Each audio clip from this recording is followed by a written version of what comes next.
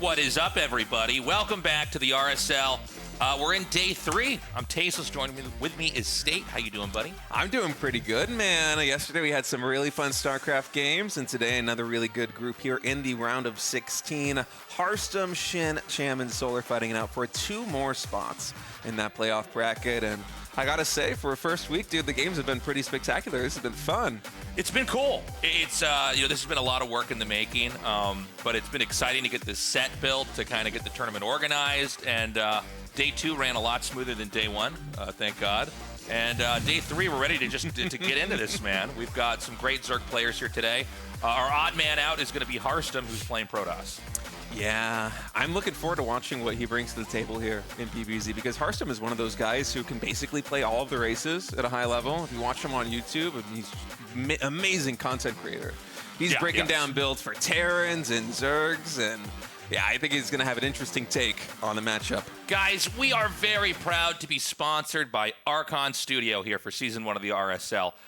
They're going to be releasing the StarCraft Tabletop Miniatures game. If you haven't checked out their website, I would highly recommend it. They've got a bunch of other tabletop games for a bunch of my other favorite games like Heroes of Might and Magic and other cool stuff. So we really appreciate their support. With their sponsorship, we were able to double the prize pool for the RSL. Yeah, very exciting. Just keeps getting bigger and better here at the RSL. And if you want to be a part of our journey in saving StarCraft II, you can go to patreon.com/Revive SC2. As far as I'm concerned, Tasteless will give you the spiel again. Stalker, best bang for your buck right there. Right. Get to vote on the maps, get to vote on your players. Harstem playing today, one of those guys that got voted in. Each of these tiers allows you to contribute a little bit more in the tournament. We're hoping to continue to increase the funding so that we can eventually do an offline event. In other words, like a place with a studio audience and everything like that. Another great way to support us is with our merch. We've got mugs, hoodies, t-shirts. If you are a Patreon supporter, you also get a 20% discount on all that and everything else at my merch shop. So definitely check that out.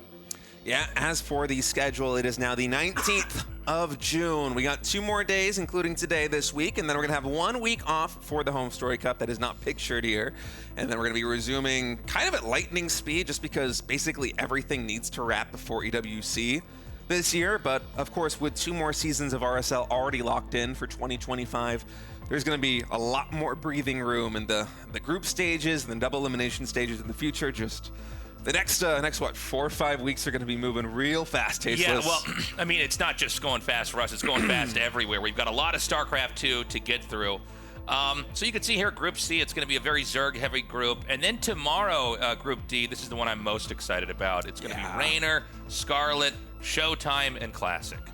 Yeah, that's going to be a really fun group. Honestly, all these groups have turned into some pretty interesting ones. I'm really looking forward to seeing how Classic is going to fare against Raynor and Scarlet, of course, reigning GSL champion, largely on the back of his strong defensive PvZ, but that's tomorrow. For today, we are going to be starting out with our first match here in Group C, Harstem versus SHIN.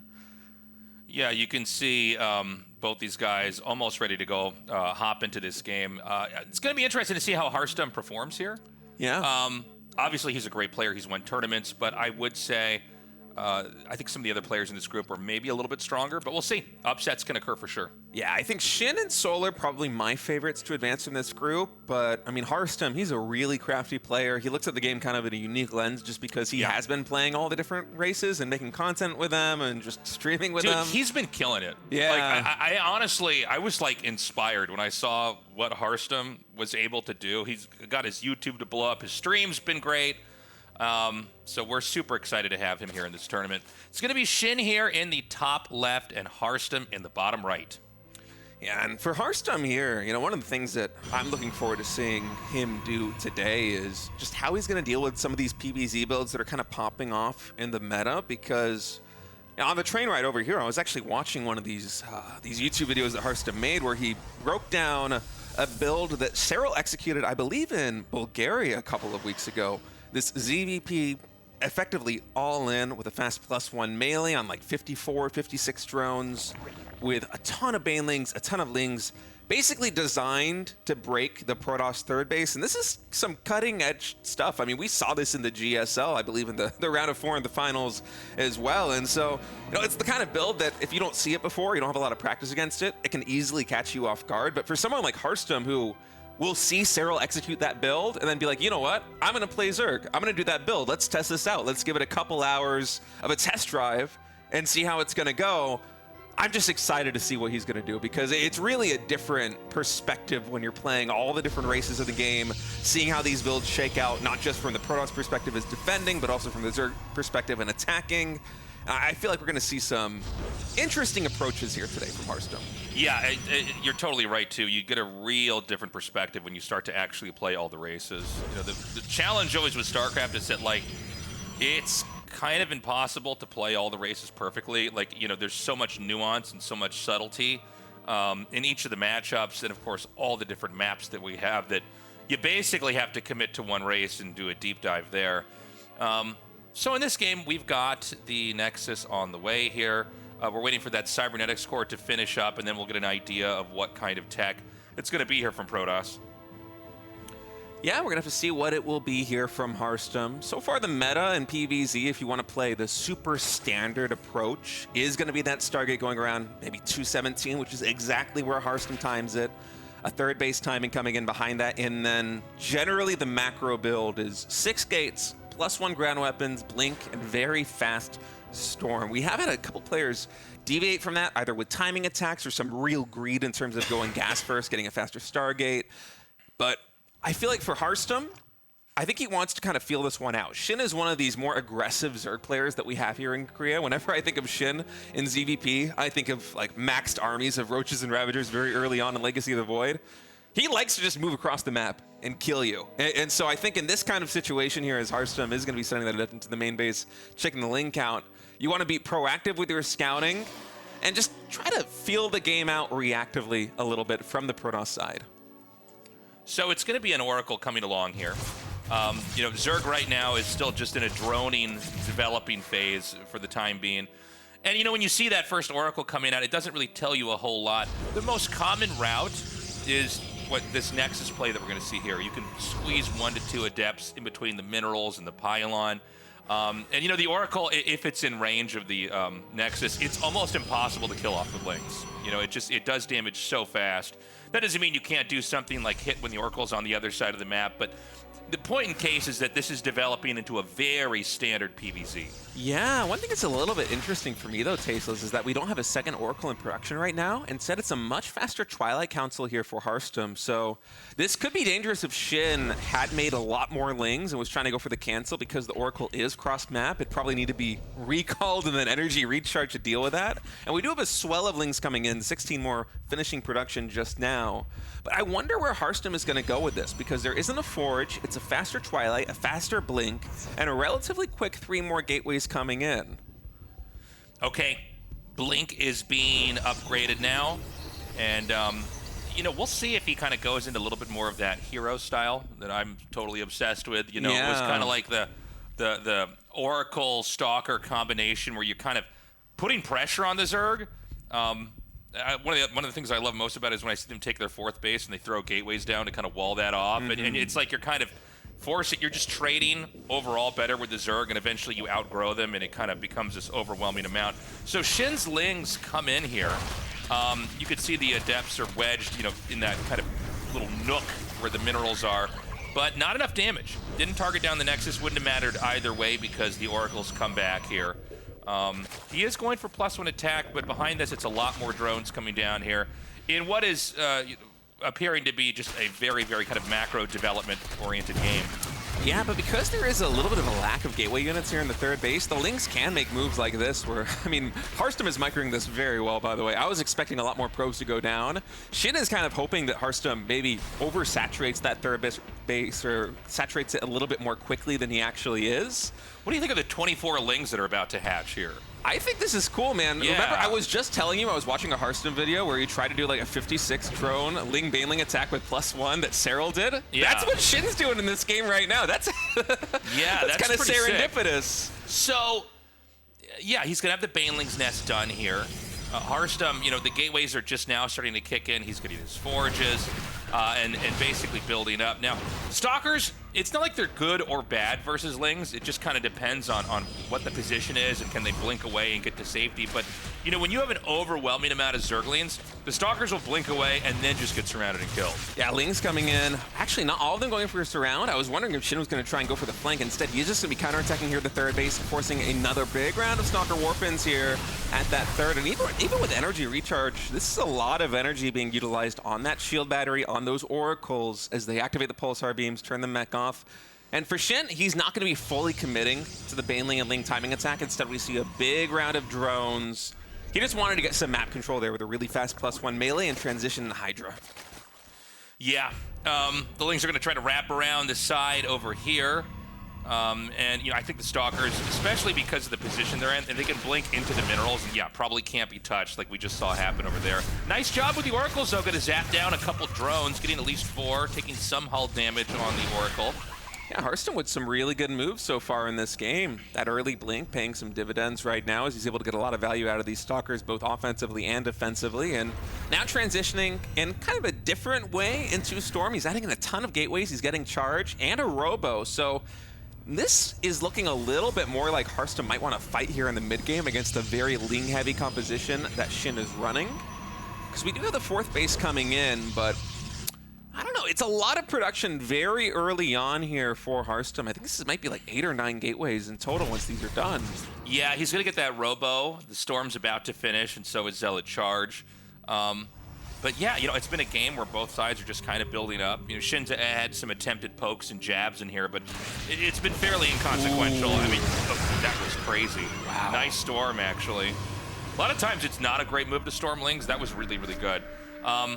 And, you know, he's going to be able to regen that energy in no time because, you know, he's not close to pushing just yet. Shin is on 5 bases. I would say on this map, after this 5th base, it's kind of hard to grow. This map is shaped in kind of a funny way. You have, like, the really, really far away bases on the side, and then you have these bases in the middle, which are just, it's hard to imagine keeping that. There's a ton of Banelings being made here. There's a gateway pylon gas wall. I think Shin wants to try to hit from 2 different sides here. We see a lot of Hydras heading over here into the south. There's that gateway wall I was talking about that I always get pretty hyped for, state. And, you know, the gateway wall makes it a lot harder to kind of hit these 2 different angles at the same time. Yeah, Stormy's going to come in on those Lings. A lot of them going down right now. Melee +2 attack nearly finished here for Shin. And I have my eyes right now on the minimap because at 3 o'clock there are a ton of Lings and Banelings. I think he is looking for Shin as that is the kind of timing attack that you were talking about where he hits from multiple angles. Stasis Trap does get disabled here on just 4 Lings, and now the Baneling's gonna be running here into the 3rd base. Not a lot of support for them, and so a Storm is gonna come down. Connection's not fantastic. I would say well handled there by Harstem, not really losing too much static defense, not taking too much damage on his army.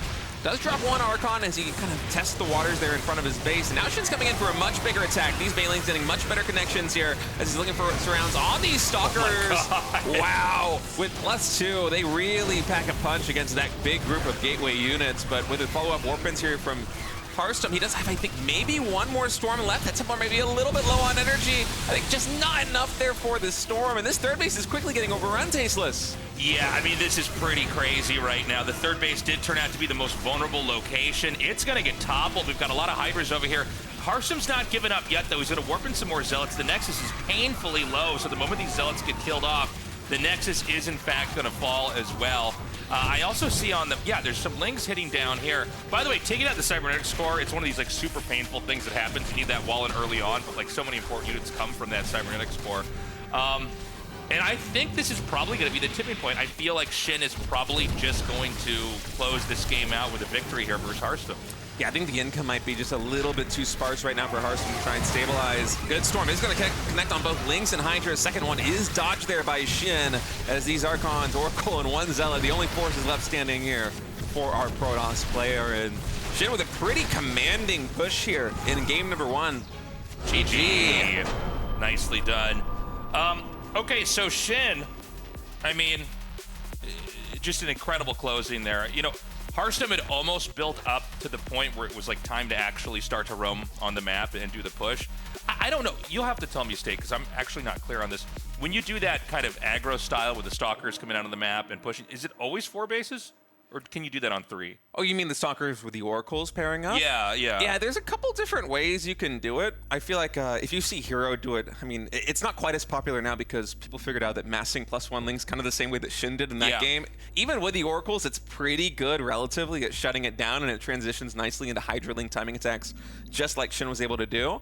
Yeah, typically I would say the 4th base is a little bit faster, but this is a build that has moved out of the meta quite a bit. I think just because, I mean, there's a couple of reasons there at play, right? Is first, Zerg's got better at figuring how to deal with it, and simultaneously, Protoss got a much better option with the energy recharge of going for a really fast storm. And so it's not something that we see quite as often. Still Harstem deploying that there with a really fast blink in game number 1. Who's got a better streaming room setup? I'm kind of digging Harstem's. I like Shin's Shin's going there's with the green potential, screen? man. That green screen, it could be literally anything. Well, It could even be Harstem's room if you wanted it to be. I'll tell you what, man. I mean, the green screen, he cannot wear that green T-shirt with that green screen. The one in the background there. True. You're going to have the... Yeah, that's true. Maybe Harstem's is actually a green screen of that room behind him. You're right. It's like a Getty's Images shot of just like some kind of nice apartment, but yeah, it is curious that SHIN has the green screen, but he's not. It's just a wall. It always bothers me It's when a barrier. when I just see the green. I'm like, just put on a background then if you've got the green screen back there. You know what I'm saying? Like, let's take advantage of that thing. Yeah. We're gonna go into game number 2 now. It's gonna be on ley lines. We need to see. You know, is Harstem going to be able to play a better game? I don't know if he wants to go for kind of more of a development game where he's just macroing and attacking up, or maybe he wants to be a little bit cheesy. I guess we're going to find out. All right, SHIN spawning here in the top right, Harstem down in the bottom left. I will say that the initial defense there from Harstem, it seemed like it was going quite well. That first volley of Banelings and Lings came in by SHIN, and the storms were well placed. Not a lot of static defense went down. The connection on the gateway units wasn't that substantial, but SHIN, I mean, his timing attacks, they are just generally so powerful that even with the first blow not really doing too much damage, the follow-up punch coming in from SHIN was just a bruiser. I mean, he was sitting at, what, 80-something drones? I think just the lair tech, everything basically honing in on trying to hit this specific timing with Hydraling Bane right in this moment of weakness where Harstem is setting up for this 4th base. He's starting to overextend himself, not because he's making a mistake, but just because that's kind of the way the game develops naturally, right? As a Protoss player is suddenly you take that 4th base and you're getting spread a little bit thin. So I really like that approach there from SHIN in game number 1. So in game number 2, we got to see what kind of, you know, tech Harstem wants to go for. You know, will he do maybe something different, like an adept timing, or anything like that? You know, there's a lot of different ways to play PvZ here. Or does he feel like in that last game he can basically you know, make a couple of adjustments and not die to the all-in, you know, by just holding that off and then pushing out a little bit later on? Yeah, it'll be interesting to see what he does. Now, this is the first time the Pro was actually moving out on the map. I wasn't paying too much attention to the production tab at the beginning, but because this was no scout here until 140, it might have even been a gas first opening here from Harstem. We're gonna have to see when that first Stargate does get thrown down exactly what the timing is. But I'm kind of expecting the same basic skeleton of a build from Harstem here with maybe just a couple of adjustments, because SHIN, although there are a lot of aggressive Zergs both on the European ladder and the Korean ladder, it feels like SHIN's kind of next level when it comes to these aggro plays. Like, he's the guy that you will see. I think it was a couple weeks ago in Dallas in ZBT, he busted out this build where he was on, I want to say 70 drones with a 7-minute hive going super fast ultra. Like, he's always trying to push the envelope in some way, in some matchups, to find a little bit more power, a little bit more potential for aggression, and it makes him a very dangerous opponent. It was kind of stunning that he didn't qualify for GSL Season 1 this year, but he seems to be really regaining his form right now. And if I'm Harstem, I'm looking at this and I'm like, okay, how do I survive the mid-game safely and navigate myself into a late game where I have a clear edge? So, in this game, we have the Stargate coming along here. I assume it's going to be Oracles again. We'll see if there's any plot twists on that front here. And for SHIN, I mean, look, ZVP in general, there's not a lot that's going to happen early on if the Protoss or the Zerg doesn't elect to do anything crazy. And this is one of those games. I mean, you know, we're just seeing that Oracle come up here. We'll probably have that third Nexus thrown down. Zerg's just going to keep massing up drones. He may not even get as many links as he got in the last game. We will see. Harstem now, he is setting up for that third base just on one gateway here with the Oracle. And so far, the build's kind of mirroring what he went for there in game number 1. This is a 1 gateway, 1 Adept, 1 Stalker, third base, right when the Oracle's coming in. So it's a little bit greedy. But, you know, that game number 1, SHIN wasn't really able to punish it that much. He did make a lot of lings, and he's starting that kind of swarm of lings once again. Last game it was 16. We'll see if he decides to make more or less in this instance. But he didn't get too much probe damage in. He was just able to deny mining a little bit. I think he might have killed a shield battery. He might have gotten an Adept, but it wasn't too substantial. And so I like how safe Harstem is playing this because he's going for the faster Twilight. He's getting a much faster Robo here in game number 2. And that Oracle is just hanging back. It should be in a very good position to prevent these links from getting too much damage done onto this Nexus. So, the Robo's coming along. Quick question. Did he get the Robo very late in game 1, or was that a second Robo? Oh, no! Oh, the Stalker just slightly out of place, and a lot of these lings able to come in. You can see Harstem scooting it like a couple pixels forward so this doesn't happen again. Very painful because Harstem is mixing this up a little bit.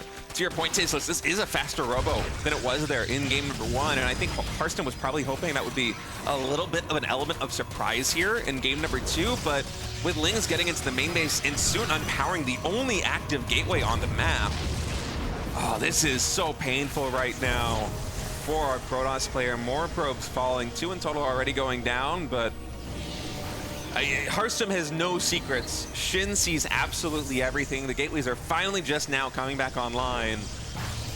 This is not the early game that Harstem was foreseeing here in game 2. Okay, the Warp Prism is coming out. Now, a lot of times when you see the Warp Prism, at the least it's harass, at the most it's a push. I'm assuming he's just going to have some kind of light harass coming out here. Yeah, I'm actually wondering if this is going to be a double Archon drop. I wonder if that's what he was originally gunning for. I hadn't thought of that, actually. That's a good point. Because we have the really fast Templar Archives. There is a very quick Warp Prism. This is something that Need popularized, I don't even know how many years ago. It was kind of the meta in PvZ for quite some time, but it has fallen off. It would kind of make sense for this to come back in StarCraft II now that Storm transitions are so much better, right? With energy recharge, you can go for 2 Archons like this. You can get some damage done, buy yourself some time, and then back at home, you're teching up into Storm, you're getting your forges, and you should be nice and safe. I like this. I feel a little bit sad that we got derailed a little bit there early on as Harstem, because I would love to see the full potential of this build. This is something that I haven't really seen anybody try to execute here in the current iteration of StarCraft II in the current patch. But it does make a lot of sense, right? No, it does. I think it's not a bad idea at all. I actually kind of forgot about Archon drops. I feel like we don't see them that often. They used to be like every game you could just, you know, predict them to come out. But yeah, they're a bit passé now. For Zerg, I mean, he's powering up a lot of Hydras. He's getting that missile attack upgrade. We've got the roaming Warp Prism here, but obviously Hydras are going to make it pretty tough, especially when you're flying over creep, to engage or do that much with it. And so, you know, he's going to unload over here, but there's so many roaches, this isn't really doing that much. You know, the beauty of Archon drops is that as long as you don't lose the Archons, you're really not suffering any damage. Like, they're all shields, right? And they're going to regen those shields over time. But in this case, he's actually not doing... I would say any real damage here at all. Yeah, I think just the element of surprise being gone and also Harstem being slowed down a little bit by SHIN's early attack, the Lings getting into the main base and the natural expansion, kind of takes the wind out of the sails here for this opening. And now it's actually SHIN getting aggressive. Storm is done for Harstem. I'm not sure how many Templar we have, how many Storms available. It looks like just the one for now, is although 3 of those Templar are very close to getting their first energy for Storm.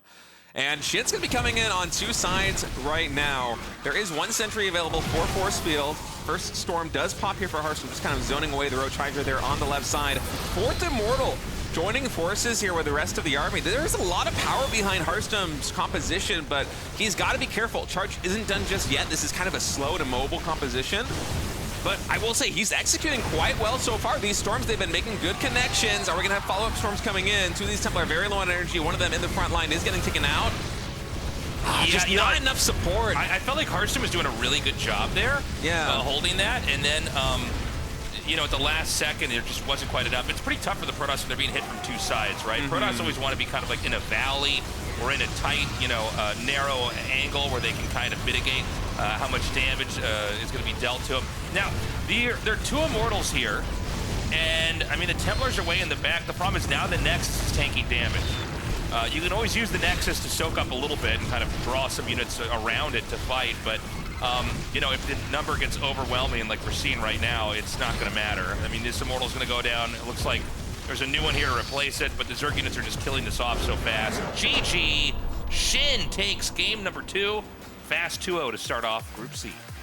Yeah, I really like some of the ideas that Harstem was playing with, especially there in game number 2, but SHIN just hitting a very sharp timing attack was basically able to knock him over, you know? I mean, that third base, maybe if Harstem had one more round of warp-ins and just a little bit more time for those Templar to get the initial swell of energy for that first storm, he would have been fine.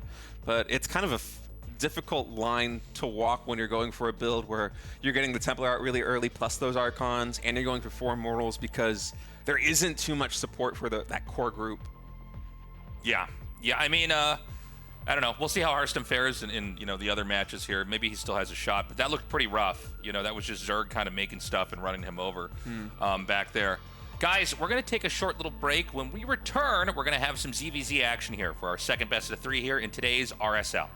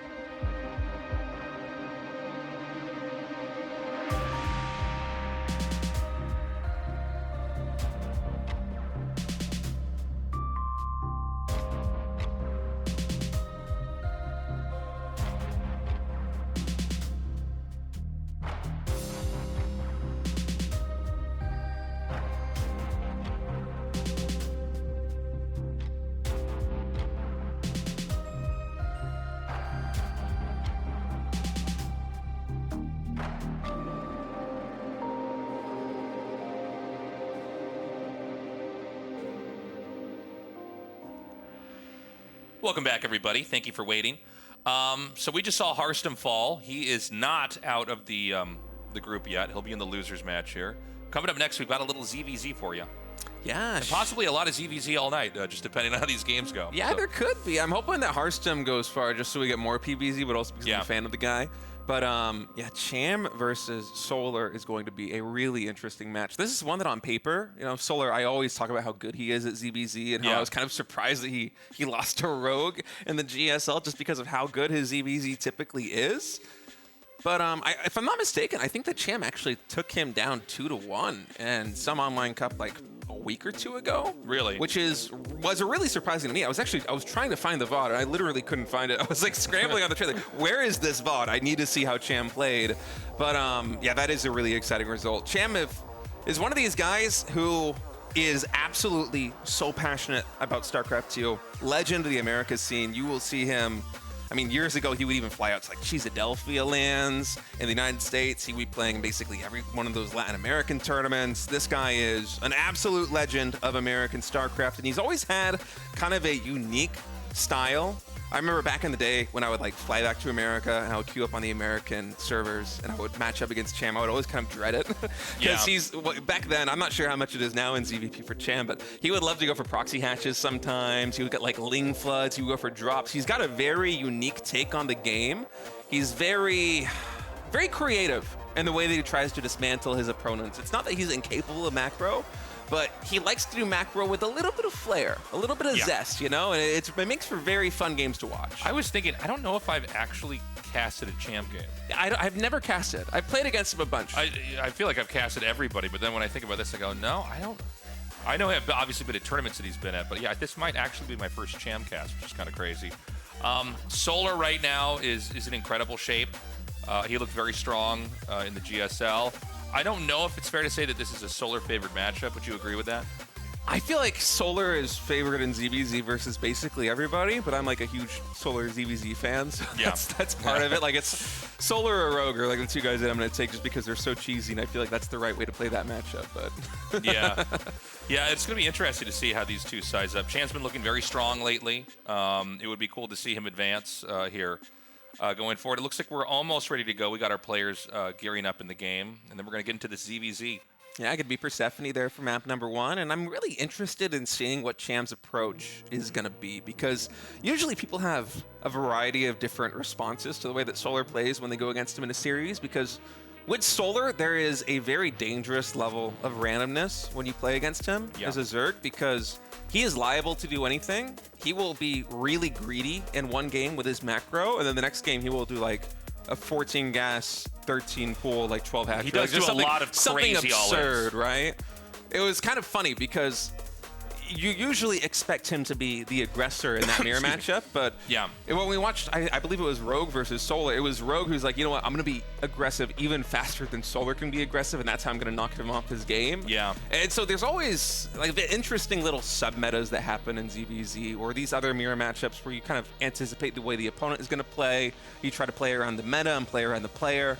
I really want to see what Cham is going to do, because it does have the potential for him to be just super safe and try and be like, okay, what is Solar going to throw at me? How am I going to stop this? How do I basically defuse the bomb that he is setting? Yeah. Or we might just see him completely go gung-ho, just arms blazing, and go for like 12 pools or 13 pools, some kind of crazy play. Anyway, we're about to find out. Our game is loading up, spawning down in the bottom left. We have the blue Zerg. Solar, the top left. Our red Zerg. Cham, I am so excited to go into this series. Yeah, I'm pretty hyped for this one. By the way, Solar, I think he still rocks the best stream room out of all the players we have here. Yeah, dude, it is fantastic. Look at this. First of all, it's the biggest streaming room. It's so spacious, right? He's got shelves with all sorts of like trophies on it and stuff. This is, pro gamers, take note about the room that Solar broadcasts from. I find it by far the best. Solar might be like have some claustrophobia issues, man. He's like, this room needs to be as spacious as humanly possible. That's right. Because keep in mind, this is in Korea, man. Like my apartment's a lot smaller than that. No, we're all living in box Asian apartments out here. Like it's that's a nice place, dude. Yeah, that's definitely definitely more spacious than most people's rooms where they stream from. So in this game in ZVZ, we basically need to look at the production tab and figure out where is the difference in build orders, because right now things are mirrored. Yeah, kind of interestingly so. I was expecting maybe a little bit more early game shenanigans as we have the first deviation coming in. I think it's a 1 drone faster gas and pool for Solar as opposed to Cham. Which is, or actually maybe just a couple seconds faster. I don't even think it's a drone faster. So yeah, effectively mirrored build here as we're pushing 1 minute 30. And sometimes this is the way that ZVZ goes. I can't think back on how many games we have casted where they're taking the third base and they're making the exact same number of circlings and all the upgrades are finishing at the exact same time. But with Cham and Solar, I am a little bit surprised that this is the way that game 1 is playing out here. I was expecting deviations to be hitting a little bit more quickly, honestly. Yeah, no, I mean, for now, we just got to basically sit back and wait for the change in build orders. It's probably going to go all the way up to 3 hatches on both sides. And look, there's nothing that says you have to attack into each other early on in ZVZ, but we do have a lot of games where it's like one guy's droning, the other guy's going to mass lings or try to hit in a certain way. But for now, as Artosis would say, these are honorable Zergs choosing to go the macro way. Yeah, playing a safe macro ZVZ is what a lot of pro Zerg players will say is the hardest thing to do in this matchup because there are just so many different attacks that people can throw at you. And it Cham does look is like the doing drone's hands does look like he has little pizza cutters. Oh yeah, You with his see that? skin, doesn't he? Yeah, with his skin. All I see is like I want the drone to run up and just start to slice. Yeah, do you see it kind Yeah, of? look at that. When they don't have the mineral in their hand, they do seem to have. It's almost like You know spinning, what I'm talking, isn't it? right? What is that called? Is that a pizza cutter? Yeah, the technical little, term. Yeah, I know what you're talking about. It's a very American thing, the pizza cutter too, because I Yes. think a lot of the dignified countries will use like a fork and a knife or even scissors or something. Some American animals decided that we need to like cut slices of pizza quickly. I got a pizza oven after GSL season 2, and I've been making some pies. I'm trying to make Neapolitans, and I got the scissors, and I was like, this is the way the Italians do it. And Yeah. like my girlfriend lived in India, she's like, that's not how they do Yeah, it. And I was like, okay, I'm a fraud. Yeah. Let's get your passport out here and see where you're from, and then let's give you a pizza cutter. Yeah. So this game, again, things still very much mirrored. Link speed's about to finish on both sides. There are a few lings being made, but those are a lot of times kind of lings that you can use to morph into Banes if you were to get hit by an all-in. The Roach Warren starts here for Solar. And yeah, that might and the Evo Chamber. So we got to see what's going to happen on Cham's side now. Yeah, Solar just kind of getting ready for any potential ling floods here too.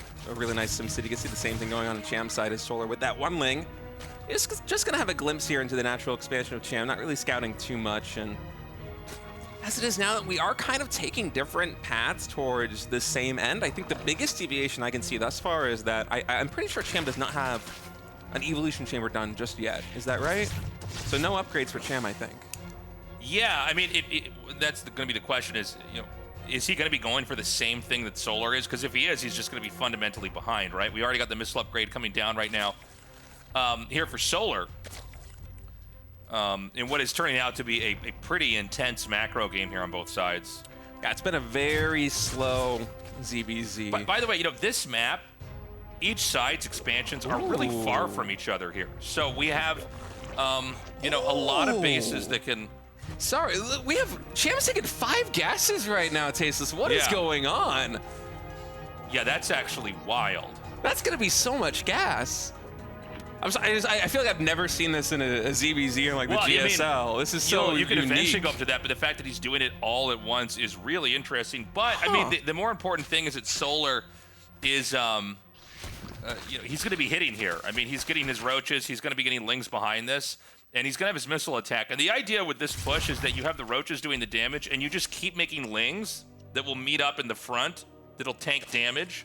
And the roach ball basically will snowball the fight. And, right now, I mean, there's still more drones being made. Aspire started, but I don't know if the Spire is going to be ready. Actually, I know it's not going to be ready in time for this attack that's about to hit here from Solar. Yeah, Cham just realized that, too. He canceled the Spire, but right now he's at 65 drones with 6 gases.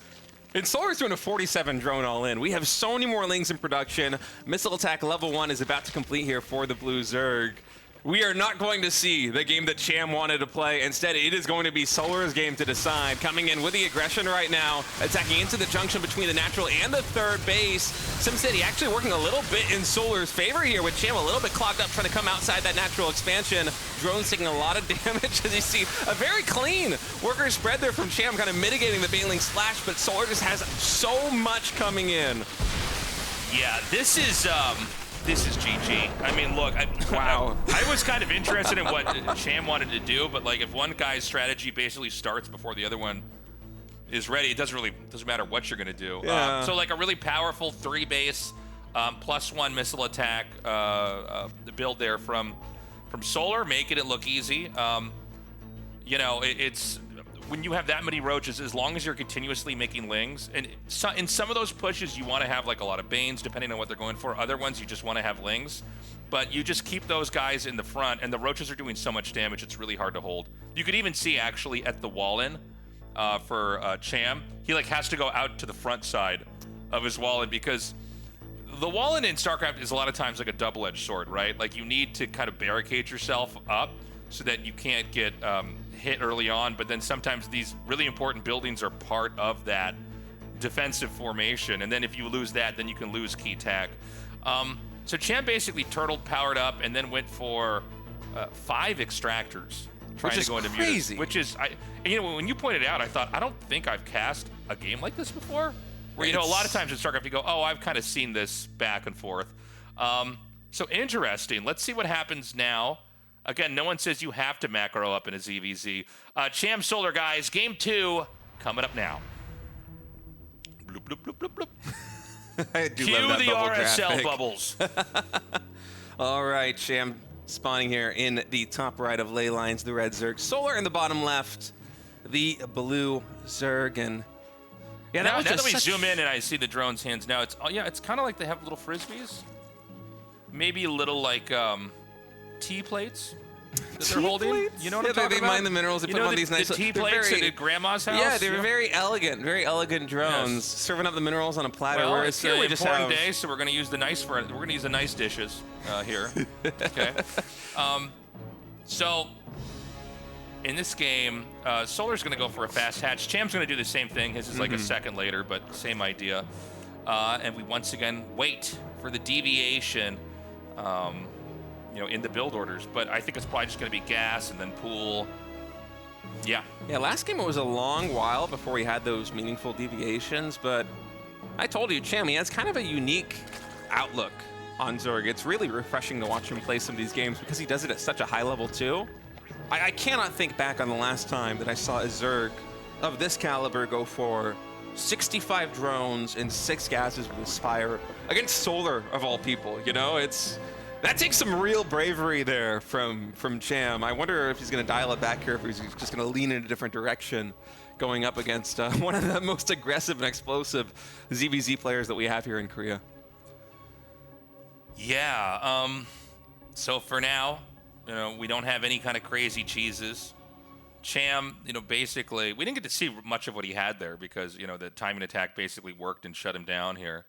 But, you know, we were saying earlier, Solar has such an incredible range of build orders, and I think he's one of the best randomizers for build order selections. Like, you know, if you play StarCraft and you ladder, a lot of times the way that if you're like, you know, a new player and you're trying to get good, is you pick like pretty much one build for each matchup, you know, and then you know, you try to get that down, and eventually you go, okay, I think I've got that down, and that works on these maps or against these types of players, and then you go, okay, now I need another build, because maybe that's a little bit better on this map, because this timing attack will work, or it's safer to macro on this map, and you know, you can get super high rank and ladder with just a handful of builds, but once you get into a tournament, it's so important that you have like a very wide range of build orders so that people can't just try to counter what you're doing. Right? It's why we don't do best of ones really in StarCraft. We want to have a series of games because, you know, you can always get caught off guard or get tripped up here. But Solar, I've always found him, because in my head I'm always trying to predict, like, okay, if I was them, what would I do? Or, you know, is there an obvious... Sometimes you can even have a build order from earlier on that kind of layers on to look like the same build order in a game 2 or 3, but it's actually different. There's a whole bunch of crazy mind games that can go on with this. Anyways, yeah, Solar is god tier. at basically mixing that up. I feel like why he's had so much success historically in ZBZ is because, scouting, if you can't get the lings into the main base, or sometimes even if you can get the lings into the natural expansion or the main, there's always room for the element of the surprise. Sometimes we've even seen players, if they're going for a Spire and they're trying to greed it out, but they want it to be hidden, they will send an Overlord into the corner of the map and drop the creep and build a Spire out there. Having a wide range and being able to mix things up and just keep your opponent guessing is such an important part of ZBZ. I feel like maybe even more so than any other mirror matchup. By the way, this game resembles the last game. All of the attack for Solar has started earlier. And that's not good or bad, by the way. It's just, it is interesting because Solar hit with that time and attack and crushed Cham. And Cham, he may be kind of mirroring the same behavior in the last game, and I think it is a real possibility that Solar goes for some kind of a timing attack. Yeah, it would not surprise me if Solar was trying to go for something like that again here in game number 2. So we do have the Evolution Chamber coming in just a moment at the natural expansion. Touch later, I think, that it was in game number 1 between these guys, but I think the main thing to keep your eyes on is how many gases is Cham going to take and what are the worker counts going to be, because in game 1, it was 15 drone discrepancy, something like that, something huge. And right now, we kind of have the same thing happening. Solar is sitting on 44 drones. He's got that third base. I think he might have even oversaturated the third base, transferred a lot of drones from the natural and the main to make it look like he has a bigger eco. And then he started the Roach production. He is dialing it back, going back into drones and starting the lair alongside +1 missile attack, but it does feel like the overarching theme from game 1 and game 2 is that Cham is just a little bit greedier here. Yeah, he wants to try to just squeeze out as much as he possibly can, and we're going to see, if there's going to be the same kind of timing here. The layers are coming down here on both sides. We've got a couple scouting lings that have been jettisoned out on the map to try to see if they can get in there. But yeah, right now we have Roaches moving across the map. Missile attack is maybe 30% done for Solar, and that might have actually been a fake there from Cham. So, it's important to remember that Zerg, they produce very differently from Terran and Protoss in that everything comes from the egg, right? Or larva turns into an egg, I should say. So a lot of times you can fake an attack and try to force them to make roaches when they would have wanted to make drones, and that can slow you down. Yeah, so moves like that, sharking around the map like Cham, just trying to make Solar build around of roaches when he would much prefer to have some drones in similar ways to game number 1. We have Cham actually going for those extra geysers and the Spire. I would say considerably less greedy this time, considering that Solar is also macroing up. And Solar, it seems like he is going to be going for a much more multi-pronged style of play here with his Roaches. He's getting Overlord speed. We've seen players mix this in with Tunneling Claws and with Burrow, so I'm curious whether Solar's actually going to queue those upgrades up to see if he can try and attack and drop in multiple locations and just cause problems all over the map here for Cham. But as it is right now, just powering up with Roaches is Solar, and Cham really starting to bank that gas for the Spire. Yeah, and so this game, the Spire's going to finish before any big attack happens, so we might get to see a game where Cham gets to do what he actually was planning on doing here. We've got some more lings coming down here now. The Roaches are going to shoo this away. Solar's expansion a little bit later than Cham's is right now. The Spire's going to finish, and we already have almost 900 gas. So this is going to be a lot of mutas coming out here. Yeah, Overseer is going to spot that Spire completed now. Spore Crawler is instantly getting queued up here for Solar, now one in each mineral line. He starts up 16 lings, and could I be wrong in that Spire is a red herring? Oh, it might be. I think he might. But look, there's so much gas. Yeah, well, the gas doesn't lie. But yeah, I think you're right. So it's a fake out. Okay. How interesting. Yeah, and he's mixing in Banelink speed. He's trying to maybe bait Solar into making a ton of Hydras, and then getting the Banelings to connect with them and do that bonus damage would be so cool. I really like this from Cham. This is a very cool idea. Great catch there, Tasteless. Yeah.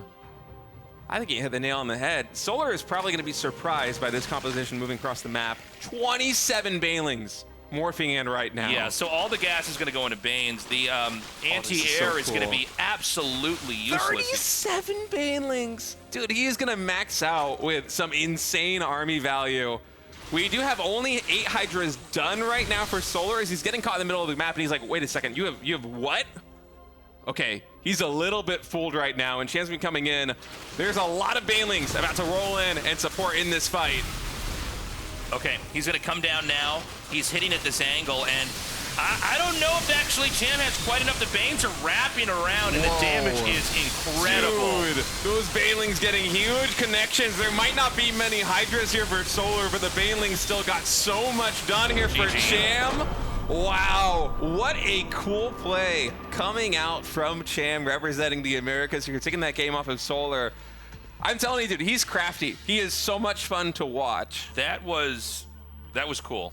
That was very cool. I'm glad we caught that too, because like, you know, most of the time you look at the Spire, you go, yeah, Mutas, okay. But yeah, when we saw the Lings get queued up, you just don't have the right thing to deal with there. You're planning for an attack that's never going to come.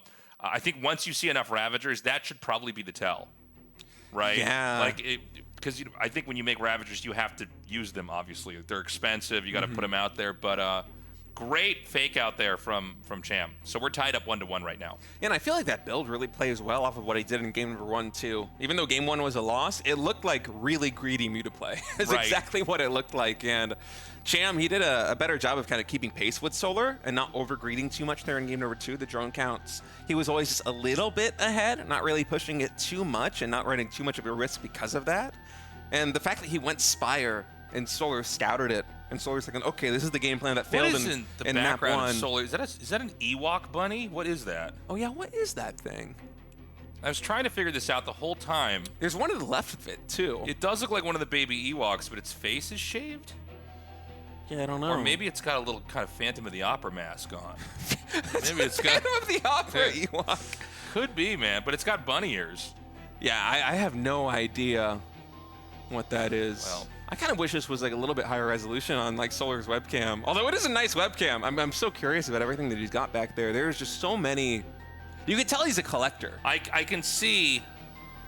I can see it's just, what is that? That's like an infestor, a stuffed infestor in the top left.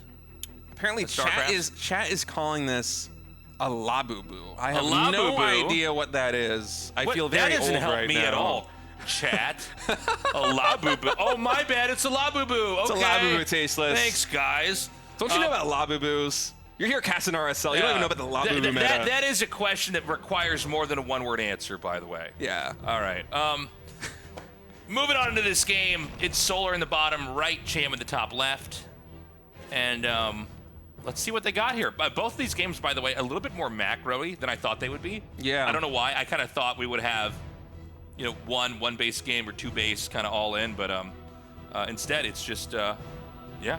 I was expecting more cheese. Now I'm thinking about what a Labubu is. Now, what is that? You know, on some of these maps, we have those little guys that also kind of look like Ewoks, and they're like usually like playing some drums or some music here in the StarCraft II, the little doodads. You know what I'm talking about? Wait, say that again? Like on some of these maps, usually there's like a corner of the map where you just have a couple of little guys that kind of look like the Labubu that are like playing instruments. yeah. Is that a Labubu? Is that what that is? I have no idea. I think it's a reference to Return of the Jedi with the Ewoks. By the way, that party at the end of Return of the Jedi looked pretty fun. You know what I'm saying? I mean, imagine just partying with Ewoks. You're playing music on Stormtrooper helmets. That does it's sound a good pretty time. cool, yeah. That's what we're going to be doing tomorrow night after the cast. Yeah, 4 days in a row of yeah, RSL. 4 days of casting. There's going to be a bit of an Ewok party. Yeah, a little Labubu party. I'm going to have to go down the Labubu rabbit hole and figure out what these things are all about. So, in this game, we have... Look at... Mapu, you're so good. What's the name of the tournament? RSL. We got to see if there's going to be any kind of crazy deviations. So far, it's been very macro-y. And, yeah, I don't know. Are we going to have a third Spire in a row here? And in this game, will we see Mutalisks? We've been kind of, you know, we've been edging Mutalisks for a while. It's never actually happened, but... Certainly one way to phrase it, tasteless. Yeah, maybe Cham will finally get the mutas out. Yeah, we get right up to the tech and we don't make anything. I'm just saying. The Spire starts jiggling a little bit too. He starts the upgrade to Kansas. Not yet. We're going to make such a tease, man. So, for now, it's going to be just droning up. And, yeah, I mean, I guess we're probably going to have a third base made in a second here. I'm really shocked at the way these EBZ have been playing out. Just the fact that we've had, especially with Solar, of all people, 3 games that are relatively tame.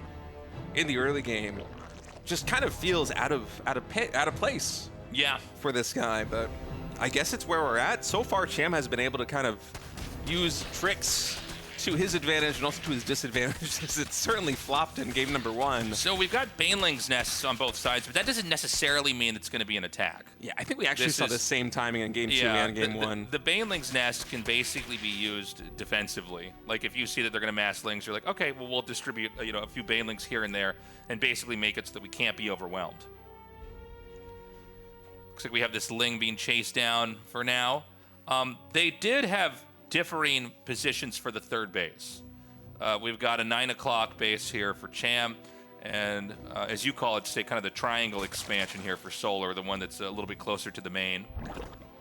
Yeah, and I mean, just watching the drone counts, really just very mirrored. We have a little bit of deviation in terms of the drone timings, in terms of the Ling timings, how many safety Banelings we're making on both sides, but there hasn't been too much room for aggression. Solar is making literally 1 Baneling right outside Cham's base and is probably looking for a nice trade. And there is a Roach Warren starting out behind this, but he is droning, so do not be fooled. This is not some kind of crazy timing attack, although it might look like that to Cham. Although, I say that, and he is catching a queen. That's pretty crazy. I actually didn't think that was going to happen. Yeah, I wonder if this is a move that's just designed. Like, if Solar knows the third base timing so well, he's like, you're probably going to be transferring your queen right now. We have both been skipping tumors. Yeah. It's going to be slow. If I have 1 Baneling, I can confirm that kill. We've got 8 Lings being made, going up to 12. I kind of thought he was going to save that for Roaches. Let's see. Is this going to be a fake out where he gets the Roach Warren, but actually just Ling Bane all in? Because the Roach Warren finishes. He does start. Okay, so he makes at least 1.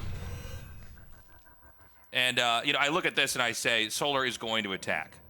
He is going to be hitting. Feel that way. More Roaches getting queued up now here for Solar. And more Overlords in production, I feel like, really telegraphs the attack. When you're sitting at, what, 69 out of 82 and you're still starting Overlords right now, you want to make a lot of Roaches in a hurry. But Cham, right now, he is not over-droning. In game 1 and game 2, to a bit of a lesser extent, he was keeping pace of Solar a little bit more economically. And this time he's at 46 drones, which I think is totally reasonable against what Solar is doing. Solar, with that initial swell of Roaches, now going back into droning himself. And so there is capacity for some aggression, but this kind of reminds me of the move that Cham did in the previous map, where Solar right now is the one moving out with Roaches, with Lings and Banelings. Cham is seeing it and maybe getting a little bit spooked, while Solar goes for another round of drones. And things are just going to kind of quiet down again here. Okay. We've got Roaches coming across the map now. Looks like he just wants to try to take out this Overlord. Anything that's a spotter that you can clear before the attack hits is going to be good. We don't have a 4th base yet here. Oh, I thought he was actually going to commit with that. Solar runs back. So there's no 4th base. There's no soft spot or like easy target, but it might not matter. He might just try to kind of battering ram his way into the 3rd base here. He's going to see the layers coming along, too. This is where Cham starts to Spire and then cancels it as soon as the Ling leaves. Yeah. It feels like this has been a very mind-gamey ZVZ series. And Solar's made a huge number of drones, by the way, as our observer pointed out. I think it was like 11 in production at some time, and he's just queuing up even more. And he's doing this with the Roaches literally the doorstep of Cham. So both players, they're trying to kind of get inside the other one's head. And Cham, he is going to be firing up that Spire now. Yeah, the Spire once again here for Cham. We'll see if he... I can't imagine he's going to do the same trick twice, right? From game 2, where he just doesn't get it. So there's the 4th base. Now that could be the desirable target here for Solar to hit. Solar, I don't know that he's going to actually attack out yet until this missile upgrade is done. It's about 50% complete, so it's got a little ways to go. Definitely enough time for the Spire to finish before the missile attack is done. And I mean, again, I'm assuming he's going to go for Mutalisks here, unless we have another crazy plot twist in the series. But, it's hard to make it work with Roach Ravager if mutas are out, unless the player's so bad he can't dodge Corrosive Biles. There's like no way to attack out. There's a little bit of deja vu right now. It's Solar spotting that Spire and starting the Hydralisk Den. Now, there's no centrifugal hooks for Cham yet, so we don't have Baneling speed, which makes me think this is actually going to be Mutalisk this time here. Spire is finishing up, and yeah, instantly 7 Mutas getting queued. And Solar is moving across the map with a ton of Roaches. I feel like there's some real potential to get this 4th hatchery canceled with this push. I mean, that is a massive army that Solar's got. Yeah, this is going to be hard to stop. The mutas are going to be hatching here, but at the same time, I don't think there's enough on the ground to like deter these roaches. We see some more coming over here onto the side. And then +1 missile attack does finish. Now the attack is a little bit spread out, kind of discombobulated, but I just don't know that Cham, you know, he doesn't have enough roaches, but with the mutas out here, the damage is going to snowball. And, you know, the mutas can move as fast or faster than the roaches, so he can basically gun this down and distribute a lot of damage. You can see he's trying to target the weaker roaches to try to pick them off, and that's pretty painful. Kind of an anti-timing there from Solar. Yeah, I actually expected Solar to get a little bit more done with that, but Cham just had some roaches that I guess were in a defensive position, either in the natural base or the 9 o'clock expansion, and he was able to get a really nice arc coming in, both from the ramp between the natural and the third, and having those roaches and just the hatchery absorbing some of the concave there of Solar. Very good engagement for Cham, and now he's adding in Banelings with Baneling speed. So yes, this is a Mutalist play, but this might have the same kind of explosive fighting potential that the composition in game number 2 did. We have Banelings morphing in. I think we're going up to maybe around 20 or so Banelings in total right now. We will have melee upgrades for them as well here for Cham. And because he had that faster fourth base and because he's had more drones, it's actually Cham with the larger army value here as we get closer and closer to a fight. Now Solar, he is going to try and kind of buy himself a little bit of space here by destroying those rocks. Mutalisks are coming in. This is a tough angle for Cham to attack into, but also it's a little bit awkward for Solar to defend. It's kind of a choke point on both sides, as Solar is going to try and push this back. The Banelings are not here. In fact, we actually have a run by there in the natural expansion. Look at the minimap right now. 17 drones falling while this battle is taking place here on the front line. 27 drones falling in the natural and the main base of Solar right now that we do not have a camera shot of. So many workers going down. And Cham also held his own there on the front line. Solar's down to 41 workers tasteless. Yeah, it's too bad that we missed that in the observing, but yeah, that's the story here, is that there's 27 drones that have been picked off. And so right now, Solar is really squeezed. Cham's going to continue to be able to grow. He might even be able to come in here with a killing blow. Mutas are particularly bad against Hydralisks, but you know, you never have to fight them. You can just try to find another location on the map to pick a fight, like over here. Yeah, a lot of it comes down to the fungals too. For Solar, having lost that many drones, he needs big fungals. He is able to get one with that infestor hatching from that base, but unfortunately the army is not to be found.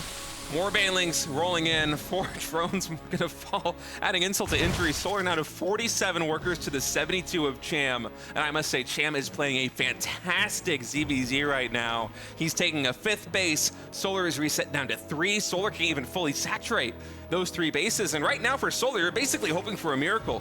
You want to catch all of these mutas with a fungal and clean them up, and even then, it still feels like it might be an uphill battle. Well, yeah, I mean, you can kill the mutas and just never make mutas again, right? He can switch right into something else on the ground here.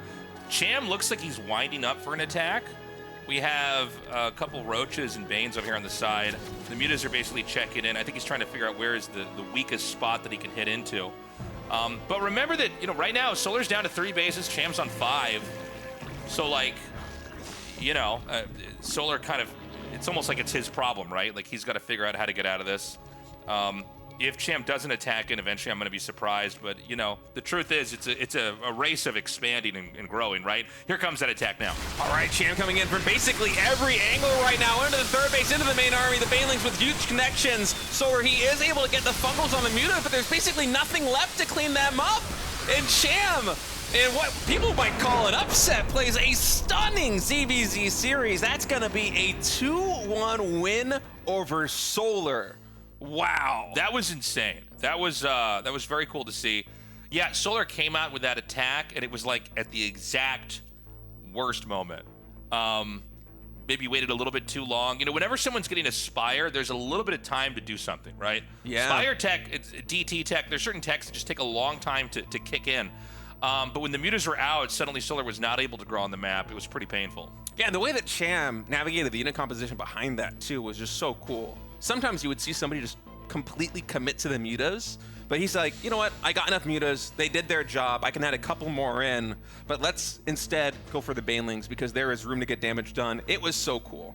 Guys, consider signing up for our Patreon. It's patreon.com/ReviveSC2. We don't know the future of StarCraft II right now, post EWC, post the Esports World Cup. But what we do know is that we want to keep the RSL going for as long as the scene wants there to be tournaments. We wanted to make something that was seasonal, that kind of felt like, you know, the old MSLs or OSLs or GSL back in the day when it was a longer tournament where you could tune in to an episode, kind of see the drama, see the games unfold, see the strategies happen, and then come back next week, you know, and I don't know, it's kind of like a Netflix season or something, right? Like for me, that's when I was a kid watching Star Leagues in my mom's attic in Kansas, you know, I was like, it was like a drama, right? It was like a series, and I got to tune in and see the games unfold, and eventually, you know, someone is a champion. Anyways, that's what we're trying to do now, so consider supporting us at our Patreon.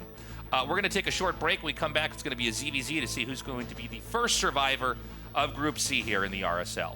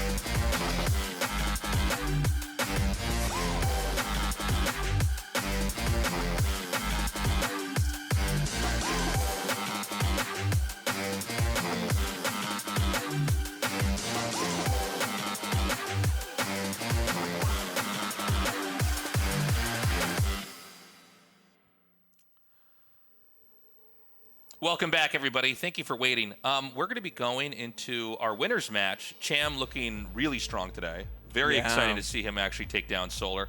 It's going to be against SHIN. I think normally I would say like SHIN should win this pretty easily, but Cham played so well that I don't know what to expect now. I don't know. Cham feels really mind gamey with his ZVZ, and that can be a hard style to beat if he's on point and not being too greedy like he was in game number 1, because in game 2 and game 3 he looked so good versus Solar, and I think if I'm not mistaken that's like the second or the third series that he's won versus Solar relatively recently. So yeah, Cham is absolutely killing it. I came in today honestly just kind of expecting Harstem and Cham to put up a really good fight, but Solar and SHIN to advance. Cham might be first out of this group, Tasteless. It's pretty exciting. Yeah, it's crazy. Well, you know, times change here. And yeah, Cham seems to have leveled up. He's got a very clean series. You know that SHIN was probably watching those games, and I mean I've said this before, but I got to bring it up when we have groups that are like this. Like you got to have a wide range of ZVZ, right? When you have a group that's this heavy in the mirror matchups. So I'm curious what the play is going to look like here versus SHIN. SHIN, of course, formerly known as Ragnarok. One of the greatest IDs of all time, by the way. I can't believe he got rid of that ID. Ragnarok is just so rock and roll. Like, how do you? Apparently, he changed it back to SHIN because his parents didn't know his ID. Yeah, I've heard this. And it's his family name. I'm like, yeah, but just tell your parents your ID. Like, what? Why would you?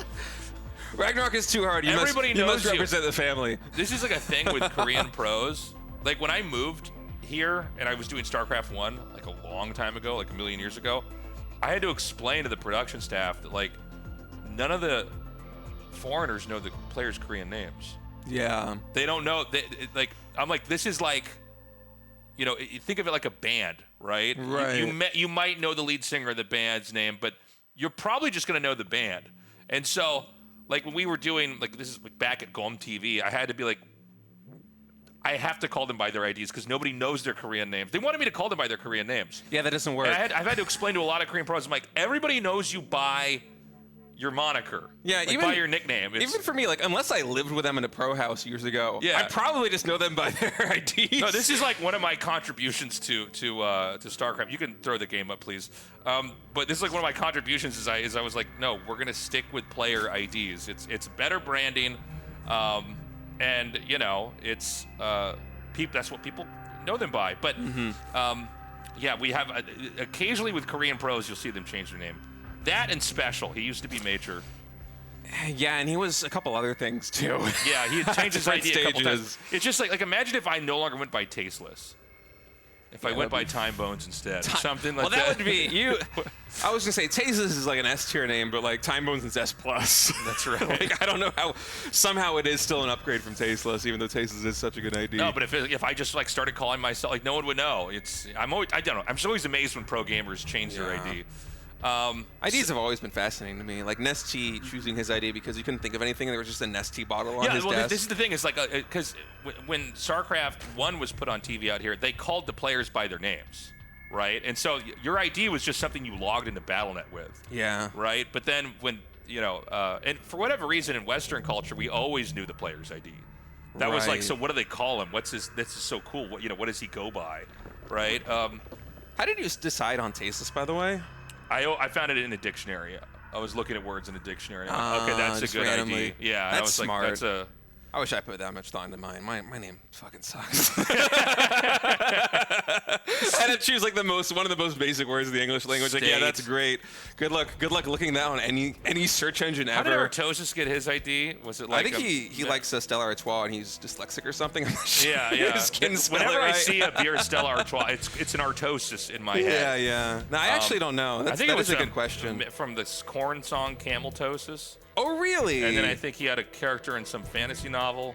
Artosis sounds like a bone disease, but it's not bad. It's like what they contract in that one episode of Futurama. Artosis, it sounds like the doctor gets a clipboard out and says, you have artosis, and you go, well, am I going to live or am I going to die? And they're like, it's not fatal, but you know, your bones are going to hurt for the rest of your life. So, anyways, in this game, you know, ZVZ, let's watch the production tabs. Let's see Who's going to be the first to deviate?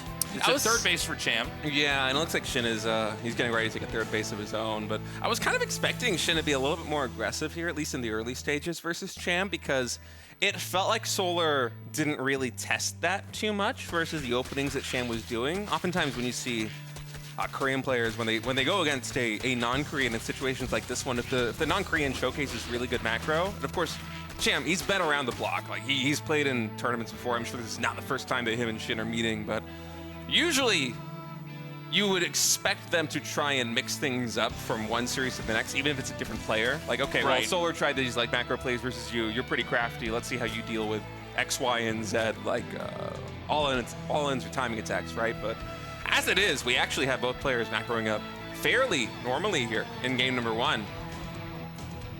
So, yeah, the Baneling's nests are finishing. We have Ling Speed about to wrap up here for both sides as well. And the droning's going to continue on here. Nobody's done any kind of crazy ZVZ builds today. Yeah, I'm a little bit disappointed. Yeah, I kind of want one or two all-ins. Yeah, come on. I want some explosions, man. So he's going to drive this out. 8 more drones about to hatch here for Cham. And I'm sorry, I might have missed this, but did Cham ever get an Evo chamber? I don't think so. He's been going for... He's been for a layer already. Yeah, he's opting for considerably later Evo chambers in basically every single game thus far. This Baneling, are you actually gonna... Yeah, I guess he will trade that out for 2 Lings. And Roach Warren's going down on both sides. Still, these builds very mirrored. I would say the biggest deviation thus far is that Cham has a faster third base, but slower upgrade coming in from the Evolution Chamber. And SHIN is finally now going into a couple additional gas geysers, so we do have some changes coming in, but it's nothing like a big swing in terms of one player opting for something that's really tech-based or one player that's going for a timing attack. These are just kind of them fine-tuning the machines of their builds slightly differently here, but it's kind of the same setup. Well, it's melee attack here for Cham, where it's missile attack for SHIN. So, you know, we've got a pretty pronounced deviation here as far as tech. Unsurprisingly, Cham once again going to go for the Spire. Now, I don't think this would be a bluff either, but, you know, ever since he did that in game 2 of the previous series, it's kind of in the back of my head now. It very well could be. And one of the things about Cham, at least, is someone who is I'm mostly aware from Cham from playing against him on the ladder. And in ZVP, he loves to go with Ling-heavy compositions. He will make more Lings than basically anybody. Kind of reminds me of like Losira as a throwback, another user who really liked to lean into Ling-heavy compositions. Cham's kind of doing that a little bit here too in these ZVZ games, opting for mutas, opting for way more Ling Bane, and it has been paying off quite well. As it is right now, he's adding in a couple of roaches. There is a considerable gas bank here for Cham. And on that Baneling nest, we just have to keep our eyes on whether or not he's going to start Baneling speed, because I think if this is a bluff, Baneling speed is going to get queued up very quickly here. If there's no Baneling speed, it's almost definitely going to be an initial swell of at least 7 or 8 mutas. Okay, the den's about to finish up here. And, you know, it's obviously with mutas, it's never about so much like trying to win a fight with them as it is that, you know, the mutas don't have to respect whatever you have. They can just roam somewhere else and try to get damage that way. When the mutas hatch, by the way, that's usually when we get the Overlord clear. So, you know, the guy that has all the spotter Overlords on the map, in this case it's SHIN, you know, suddenly the map becomes a lot more of a, you know, confusing place. You're no longer able to basically be prompted whenever they're leaving or changing their position. Yeah, now one of the interesting things here for SHIN is that it seems like he was basically anticipating this Spire play from Cham, because it felt like in the previous series we were seeing Solar kind of build the Hydras reactively to the mutas, whereas SHIN was already starting to pump Hydras out right when that Spire was finishing. And so he's going to have a fair number of them quite early on here. Now the Overlord clear is taking place just as Tasteless foresaw moments ago. Cham is going to be able to clear up all the Overlords here on the bottom side of the map. But SHIN, he has a pretty powerful army. He's sitting only on 67 drones. Cham has gone all the way up to 80 plus workers on his side of the map. And Baneling speed is finishing here for Cham. I think this next fight, if SHIN decides to go for a push with the Roach Hydra mass he's assembling, a lot of it is going to come down to whether or not Cham can get those Baneling connections on the Hydras. Okay, so he takes out that Overlord, continuing to clear over here. SHIN is headed southbound with a couple of units here. The question is going to be, you know, how ready is Cham for that right now? And 65 drones for SHIN just seems to be the magic number as he is getting ready to knock on the front door. Starting to move closer and closer to the junction between the natural and the third. These mutas gonna get caught. One of them will fall to the Hydras. Only 7 Banelings on the field right now. Hydra speed about to be done. Baneling speed, I'm pretty sure is already finished here. So yeah, it is. Those Banelings will they get the connections on the Hydras that they need. Still no Hydra speed. Only a couple of Hydras going down on the front line. The mutas, they are able to isolate though. There in the top right, a couple of the Hydras. We have more mutas than Hydras actually. It seems like Cham might be able to defend here with just the mutas. On the ground, SHIN, he is still standing a little bit strong with these roaches. He has the superior numbers, but eventually the Hydras are going to clean this up. I will say this is a resounding victory here for Cham on his side of the map. You know, it's the Hydras, it's kind of like Marines when they get hit with Banelings, you know what I mean? Yeah. Like, it's if you could just get those Banes to connect, the Hydras are extremely squishy, kind of glass cannon units, and so that's a big win for Cham. I mean, this is right now a 3-base SHIN with a 4th base that's being made. We could see the mutas flying up here. This base is going to be taken out. Unless SHIN can do something about it. But Cham's already going up to 5 bases. I mean, he's in incredible shape right now. Yeah, Cham just macroing up a storm on his side of the map. SHIN, because he has those Hydras by the 3rd base, is actually able to defend it. But, you know, Persephone is kind of a scary map here as the player who's not working with mutas because, as we saw, those mutas, when they move through the speed zones on the east side of the map, they are so quick to go cross map. It's pretty insane. And hit that top right base. It is...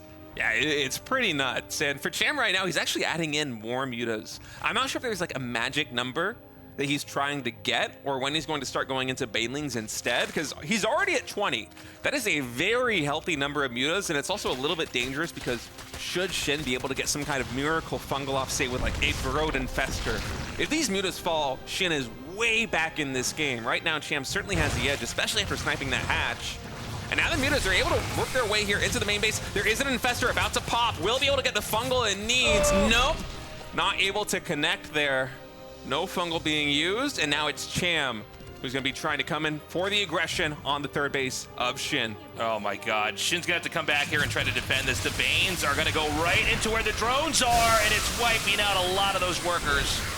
Yeah, the mutas keeping a lot of the army at bay in the main base of SHIN, and in total we have 33 drones going down. The entire main base mineral line is wiped. The entire 3rd base mineral line is wiped, and now SHIN, he's basically all in. He does have the higher army supply, but it's not going to get better, and Cham is warping in 36 Banelings Tasteless. We're going to have an insane number of Banes against a mostly Hydra army. There's 34 Hydras, only a little bit more than a dozen roaches. Yeah, this is looking pretty hopeless. I mean, I guess you might as well go through with it, right? He's going to move across the map, headed southbound now, but he's going to have to brace for impact here. These Lings are going to come at such a good angle. The Hydras can't run away in time. Oh, nice fungals. That was actually pretty wild. Yeah, the fungal on the Banelings and on the mutas was so clutch there for SHIN, but Cham is just too big, too strong. GG, game number 1 going to Cham here in this winner's match.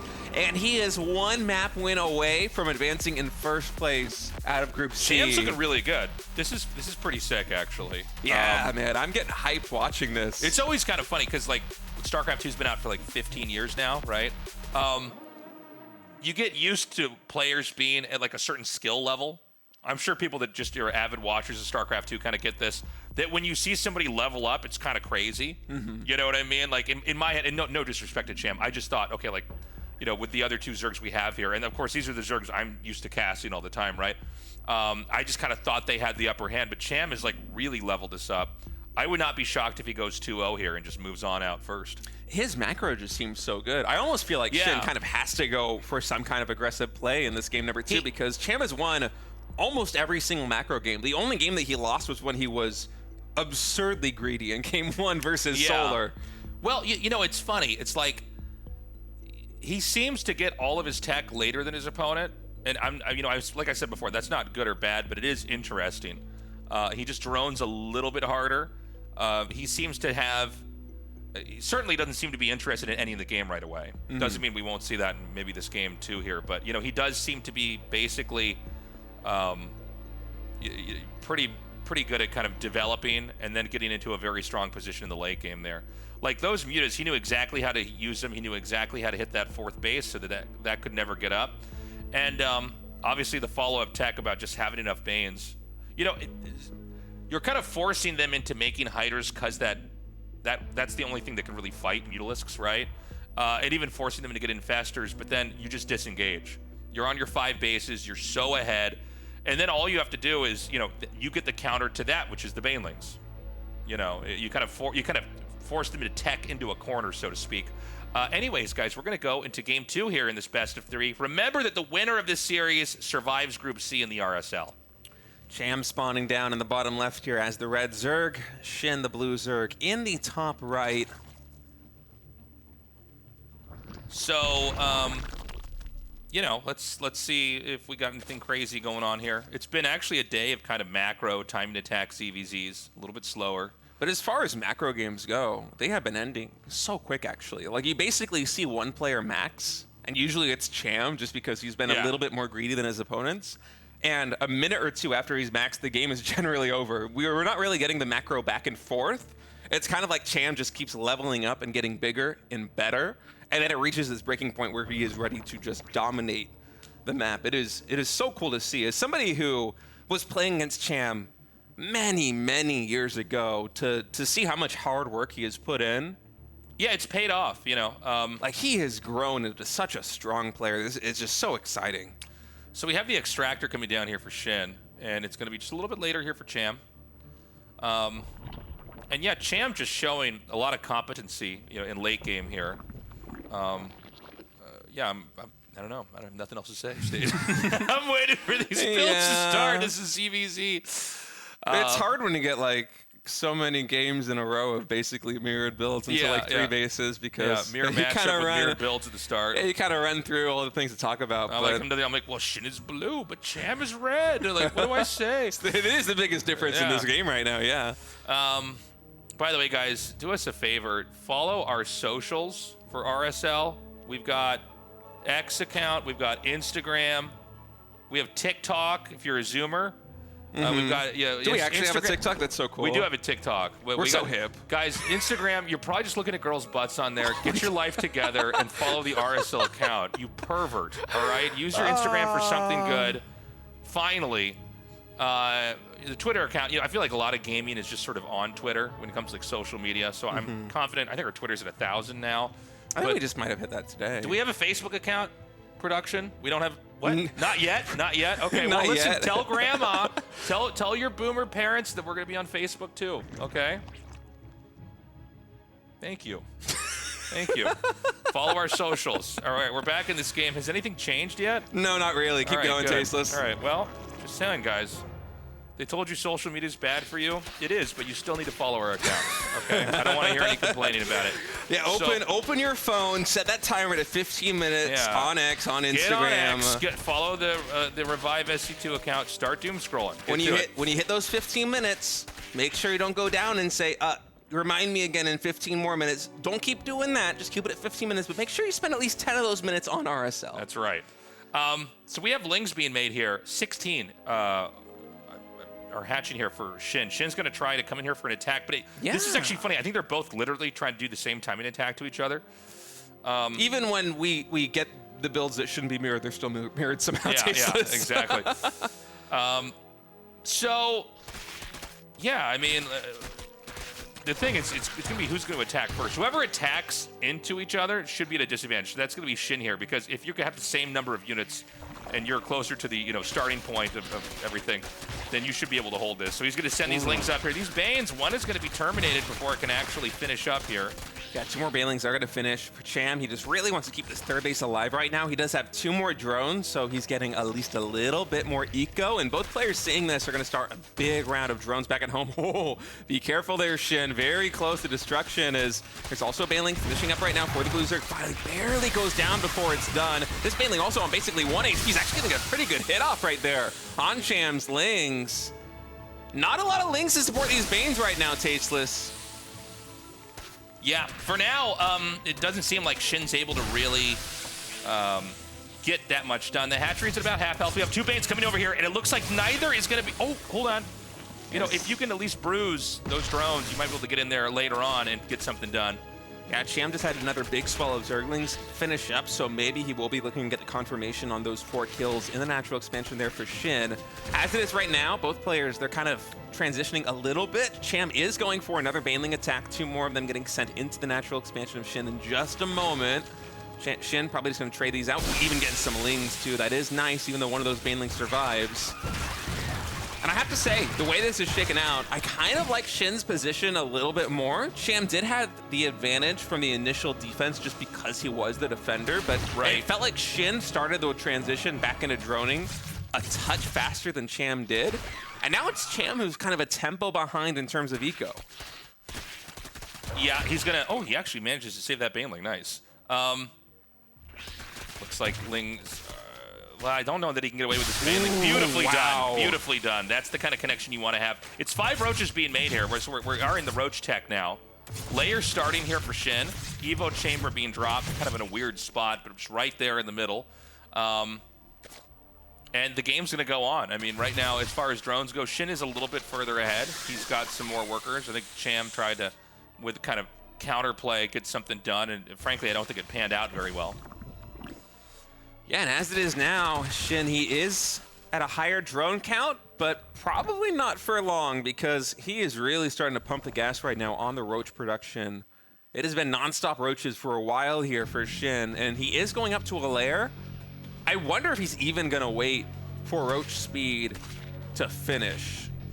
It feels like he's just going to go with these roaches right now, Tasteless. There are so many that have been in production. He's about to have this massive army. On Cham's side of things, he does have a couple more drones. He's been able to close the distance. He now has 5 more workers than his opponent, so more income. He's also getting the lair and taking additional gas geysers. But it feels like he basically recognizes what is going on. He has made a ton of roaches himself, and so if both players just kind of keep pumping the gas right now in the roach production, I really don't know where this is going to go. I feel like Cham should be able to hold on, but SHIN definitely with a more impressive army right now. Okay, he's going to be moving down now. And, I mean, this is going to... Is Cham going to be ready for this? He has cut workers for, you know, the past minute or so, so he's bracing for impact, but this is a lot, Tasteless. He's got 30 Lings that are going to be inbound here that are going to be soaking damage, but he doesn't have Lings up here yet, so this attack does not look that good here for SHIN. The angle's bad. The Lings were not in the front, so the roaches got thinned out. Yeah, the concave fantastic for Cham too. These Biles also not getting the biggest connections. A couple of good hits there in the natural, but the concave really doing Cham some favors. Yeah, no, Cham I think is just going to crush this. And, you know, the Lings are going to come through here, but I feel like the roach amount kind of thinned out to the point where it can't really do that much. Yeah, it almost felt like SHIN might have needed to wait just 10 more seconds for the Lings to flood in. And maybe it's something I'm not understanding, but the way I always saw these attacks go is you have a roach ball, and then you have this like parade of Lings that is it kind of never ends. They just are always in the front, kind of getting killed off, and then the roaches, you know, they start to snowball the fight, and eventually you kind of push through and get to some important location like an expansion with drones, or maybe they're tacked like the wall in at their second base. But yeah, that just didn't look very good. Now that being said, it doesn't mean like SHIN's out of the game. And if it isn't Cham's Spire back again. Yeah, that's the recurring character here in the ZVZ. Sometimes I think of certain players as like units in the game, but when I think of Cham, I really think of him more as a building. He's a Spire. Yeah, he's a Spire. So, Cham's still on 3 bases. And drone count's mostly equal here, and for SHIN, for some reason, I thought that he had a lair before he went for that timing attack. I wonder if he started it and then canceled it, but in any case, the lair actually just finished up for the Blue Zerg player, so he is now finally getting roach speed. And he's still sitting at 53 drones. He did drone up a touch after that attack failed, but he's going right back into Roachling production. A lot more Overlords being queued up right now, but with Cham having basically an equivalent army on the ground right now and that Spire about to be done, while taking this 4th base, the onus is kind of going to be on SHIN to really deal some game-defining damage on Cham's side of the map. He's got to have a much more successful attack than the last one is, because 7 mutas just getting started, that's going to put a timer on everything here for SHIN. Yeah, this is This attack's going to come out here, and I mean, I think it's going to be held. Oh, whoa. Oh, he cancels it. I think he realizes the Yeah. situation. He's like, you know what? I just need all the money available to defend right now. I initially looked at that and I thought, oh, that's not good, but actually I kind of like it now. Yeah, He's I like, think oh, it's no, wait, I smart. just have to, like, survive this. I'm going to have Mutas out here. What's up? Cham Mutas. Cham Mutas focusing Dare down you to the try to Ravagers. corrosive bile them. He's too fast for you. This Concave's looking pretty good for Cham again. That bile not going to connect was a big one. And even Cham here on the reinforcements, able to catch them quite well. The Mutas focus firing down the Ravagers too. Now they are doing some work on these Roaches. Overall, it's looking a little bit better for Cham. SHIN, he is gaining some ground with this second wave of reinforcements coming in, but with 9 more Roaches about to pop and Cham's forces all kind of converging here. And those Mutas putting so much work. They shine in a moment like this one where there's a long, protracted fight of basically equal ground armies. The Mutas just targeting the Ravagers at the back get so much done. Yeah, I mean, you can see the pain really kicks in when they, when he's trying to run. GG. Wham, Wow. bam, thank you, ma'am. Wham, Cham. Bam. Wham, Cham, I bam, suck. thank you, ma'am. Cham is the first player to advance from Group C with a big blam. Yeah, thank you. That Dr. was- Seuss here. This is yes. terrible. This is We're rough. cutting this out of the VOD, boys. This is rough. Yeah, we'll fix that in post. So, I mean, that's really exciting. I am very pleasantly surprised by how well Cham is playing. SHIN is not eliminated yet. He'll be in the final match of the day here. Cham looks great. Cham looks really good. Stunning me, man. I Yeah. knew coming into this one, doing my research on Cham, I'm like, wow, this guy is actually playing some really good ZVZ games. Yeah. I always had him on the radar as somebody that just incrementally keeps getting better. But the fact that he took down SHIN and Solar in basically macro games, even navigating some of these early timing attacks that they try to throw at him, that is really impressive. I am so excited to have him in the top 8. We are going to remind you guys about our merchandise. If you're a Patreon supporter, by the way, it's 20% off. Not just for the RSL hoodies, mugs, and t-shirts, and pins, but also for all the cool stuff that's in my shop. So consider going down there and checking that out. Yeah. By the way, Cham after that series is like, yeah. Thank you guys for the games. By the way, give me more ZVZ, please. Thank you. Feels Did he say really that's so confident in the matchup right now. Yeah, that is real funny. We'll see if he gets lucky when we have the draws there for the postseason bracket. We are going to go to a short break. When we come back, it'll be our losers match. We'll see you in a minute.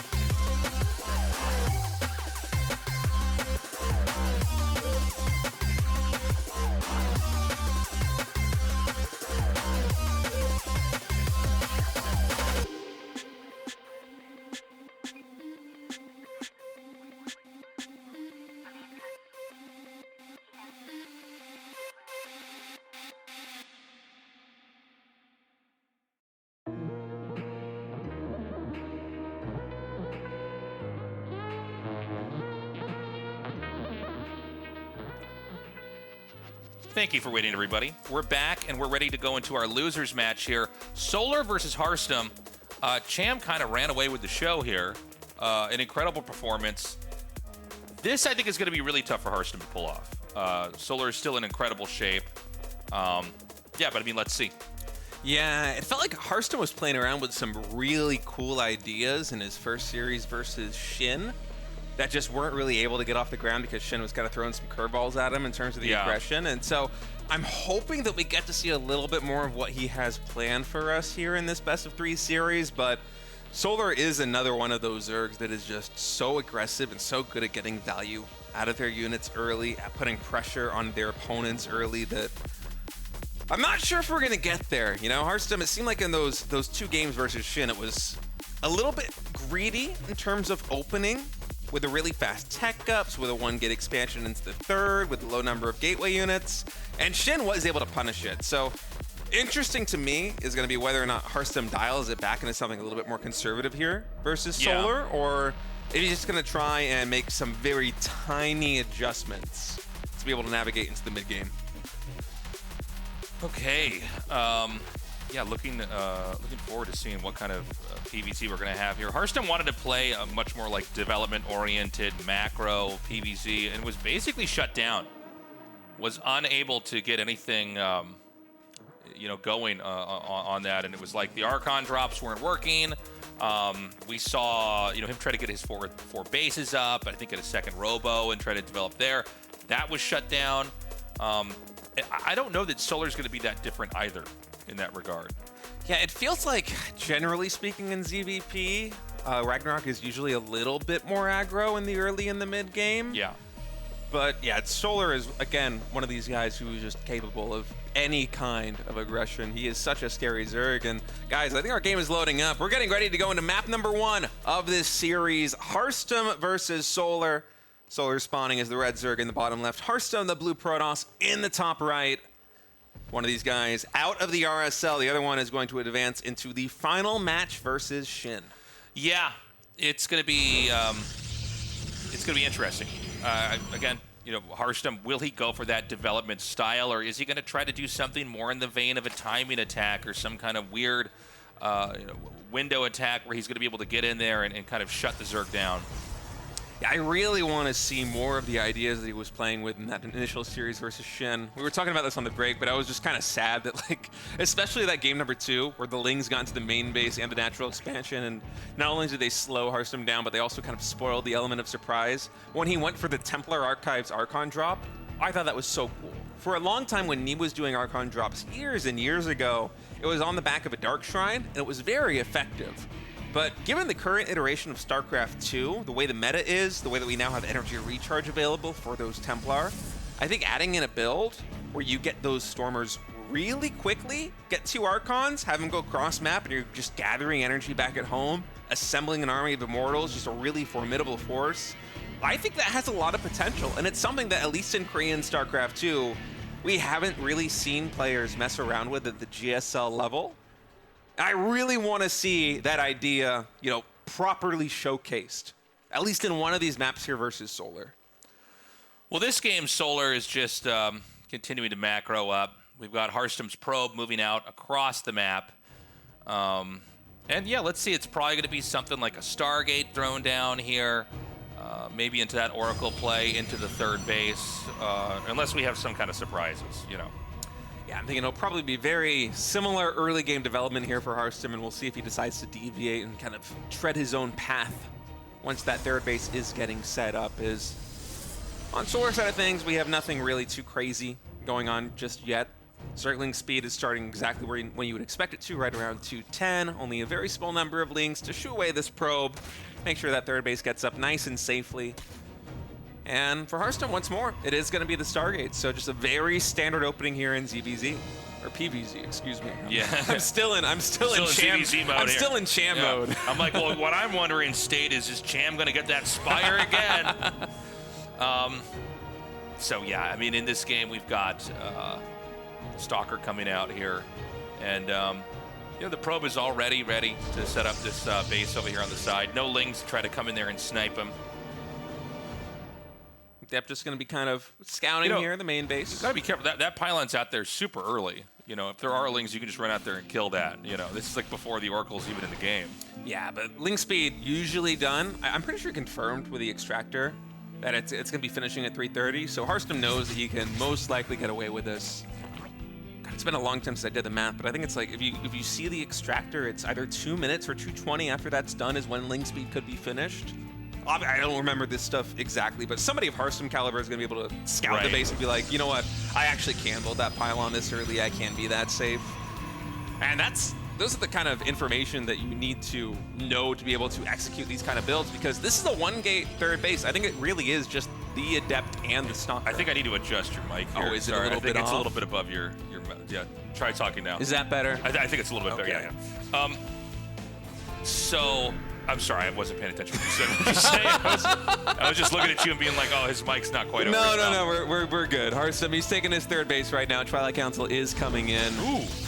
Yeah, nice catch. Solar trying to go for the same play that Shin really did there in the previous series, get the lings inside. You saw the lings right up there, and then like for a second, it's like, does that block? So I thought the same thing. I'm like, wait, can you actually still fit through there? But he gets chased out. We've got the 3 gateways coming down here now, with Blink being upgraded. Yeah, and it's interesting watching Harstem develop in this way, because he's going for the 1-gate third base, very few gateway units, and he's going for a very fast blink, and even kind of stuttering the Oracle production to get this done. Oftentimes you'll see a player like Hero just churn out those 3 Oracles as quickly as possible, and then they'll add in the Twilight Council and the Forge at the same time, but slightly later. As it is, Harstem really trying to get very fast 4-gate blink with these Oracles. So the Oracle can just chase down any lings, zap them, take them out very, very quickly here. Over at the 6 o'clock position here, we actually have Solar taking a base. He's going to be continuing to expand up here. Now, Harstem, last game, because this game looks a lot like game 1 that we casted from him at the start of the day here, he was able to take a 4th base, but then it was a Zerk that really kind of got in his face. I kind of imagined that the game was going to end up more of one of, you know, is the Zerk going to be able to hold this off, you know? But instead it was kind of the exact opposite. So we'll see this time around if it's going to be Harstem taking a 4th base, continuing to develop, and then going into late game trying to win with a sophisticated army and a push. I think first he's going to do your favorite tactic, Tasteless. He's going to come out with these Stalkers, with these Oracles, and try and get some damage done. And behind it, he is still going into the Forge and Twilight, so he's putting together all the building blocks of the standard PvZ play in terms of macro, but he's getting there with a little bit more aggressive potential with this 4-gate blink. Now, this is going to hit harder and faster than Blink Stalkers normally would in this matchup. Let's see how Solar is going to deal with it. As it is right now, this 4th hatchery under fire. Stasis traps getting thrown down here. Solar, he's trying to muster up some more forces. They're on that production tab. Does a good job defusing that one stasis trap, but these Stalkers already trading really well. 1 queen gonna fall, a Roach already going down. Some very good damage being done right now by our Protoss. Yeah, he's starting to blink away. The Stalkers are getting a little bit squishy.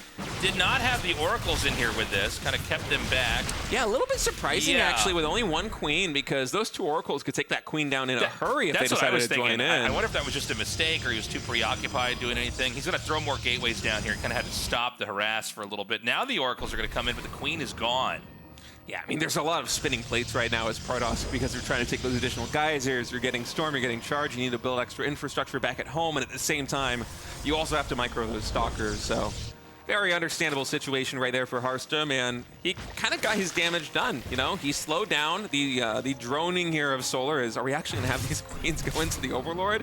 Is he going to go for I think he's going to go for a attack. Really? Yeah, he's going to do a huge counterattack here. mean, now, Harstem's not on 4 bases. Yeah, but this is going to hit before Storm. Oh, I think it just got sniped, actually. Harstem with a great catch. All those queens now going down. Solar only has 3 queens left. He's sitting at 64 drones, and the queens are the linchpin of this attack. Not because they're especially powerful, but because they're the only units here that shoot up. They're the only ones that can keep these Oracles from just zapping away at all the Ravagers. So beautiful move there from Harstem. If that attack from Solar had went cross-map, I feel like it actually would have been very dangerous, because with the build Harstem did, he's getting +1 ground weapons and he's getting Storm a little bit later than you would normally, which means you don't have quite as much damage available to kind of try and parry this attack. But that blink just really slowing down Solar. He's going to have to go to plan B. He's starting a Hive. He's transitioning into Hydralisks. Excellent move from the Dutch Protoss. Yeah, I mean, he's looking very, very good. That was the play that he needed. It should be a bumpy ride from here on out for Solar. The Oracles are going to try to come in. He just tags the army instead. You know, and are we going to have Harstem take a 4th base coming up here? He's getting his 2nd Robo out now. Continuing to get upgrades over there. Yeah, these Oracles causing a lot of trouble. Hydras are in production here for Solar. +2 range weapons and Hydra range all being researched right now. That Hive is halfway done. 4th base finally coming in for Harstem. And I'm curious whether Harstem's actually going to start to go for an attack here, because it feels like all the building blocks are there. You know that Solar was already on a pretty low drone count because he wanted to go for that attack. And really only right now is Solar back at the drone count that he ideally would have been having there on those 4 bases. And it feels like this attack coming in from Harstem is just designed to hit before those high-tech lurkers come in. The first storm, very good right there, getting a ton of damage. These Roaches and Hydras, especially on the right side, a lot more flimsy after that attack. But this is a tough choke point to move into. And Harstem, he's recognizing this. He's starting to prepare for more of a late game. He's going into the Fleet Beacon, taking additional geysers, adding in a 2nd Forge to get either armor or shields while going for these Zealot counterattacks. So it seems like we are going to be going into more of a late game PvZ. Yeah, I just don't think he can get up here. You were mentioning this position earlier. It's just like a really hard angle to try to push up. He's going to have to blink back. And, you know, if he can't get anything done here, this Lurker Tech is just going to finish, right? Keep in mind, too, Solar, it's kind of a bit of a yin and yang here. He's got all this pressure hitting him here. So he's just going to grow into a completely different part of the map where this army's not. Because Protoss can't really split their army up and hit a whole bunch of different locations at once, at least not with this kind of composition. This is kind of a big death ball that you're trying to roam around the map with. Harstem is playing a beautiful game right now. Our observer Mopper just pointed out the units lost massively in Harstem's favor. He threw away a couple of Zealots going for a counterattack. Oh, 1 Stalker, 2 Stalkers do go down here on the front line. Gotta be very careful of those Lurkers even before Seismic Spines is done. But, oh, even the Zealots getting a full surround on the Roaches. Don't see that every day. Harstem just being so cost efficient. And if this game goes to something like a split map scenario, that's gonna help him a lot because the Tempests are coming out, the Mothership is starting, we're going into shields instead of armor. Ooh, even blinking forward before Seismic Spines is done. Trying to get maximum value with these Stalkers. Now, of course, with range finished, a little bit more of a scary task, scary prospect trying to blink in there. Yeah, the Zealots, Roach is trying to kite them. There's just barely not enough, so he's going to have to run away and try to figure something else out with them. We've got the Mothership on the way here. We've got a Spire as well, about to finish up here for Solar. And I got to say, oh man, losing both of those. He does still have an observer, so not all the detection has been written off right now, but obviously losing those Oracles very painful. He's immediately going to restart a new one back at home. And Solar, he basically just wants to get on top of this 4th base as quickly as possible. He's even willing to take a couple of storm shots to do it. This is a very strong ground army here for Zerg. Those Hydras even dashing forward, trying to take down one of the Tempests. Harstem does micro it back. The anti-air for Zerg is starting to thin out though, Tasteless. Yeah, a storm comes and hits. He's going to try to back up again. He wants to try to shimmy these Lurkers a little bit further up there. You know, the truth is you can kind of go where the army isn't, right? The Tempests, though, are causing enough of a problem. You know, the Lurkers can't really bury themselves outside of the base and do any kind of pushing. And so Solar's going to completely abandon this. Now, he's continuing to grow on the map, but you know, even though we're seeing Harstem in this case survive this, I'm worried he's not going to be able to get a whole lot done anywhere else, right? He seems pretty far away from pushing and hitting anywhere. I feel like pushing is probably the furthest thing from his mind right now. You have Solar, who has this gigantic ball of Lurkers that is trying to basically use them as a battering ram on either the triangle base or the 4th base here of Harstem. Even on the mini-map right now, you can see he's moving in again on top of this ramp.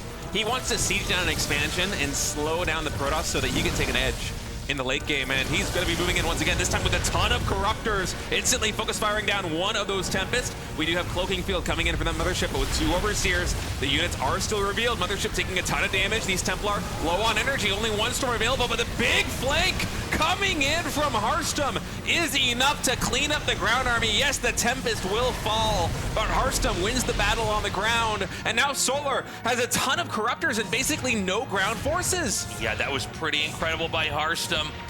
The Corruptors, I don't know if they're going to even be able to find a target here. In fact, they're just running right by this Tempest. I think he had that right click. He's going to see that that's over there now. There's too many cannons covering this.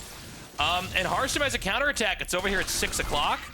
Is this going to be enough? I see lurker eggs coming in here. I don't see anything here to defend, really. Yeah, without lurkers, the defense is going to be so hard here for Solar to make happen. Harstem moving just fast enough to be able to break in. Lings coming in. They are connecting there on the Archon. Archon plus the Storm cleaning up a ton of those Lings. The Hydras and the Queens, it looks like might be enough for Solar to stabilize, especially with these lurkers finally finishing up. But this fourth base is still under siege. A lot more workers are going down. I still like this trade a lot for Harstem moving in like this.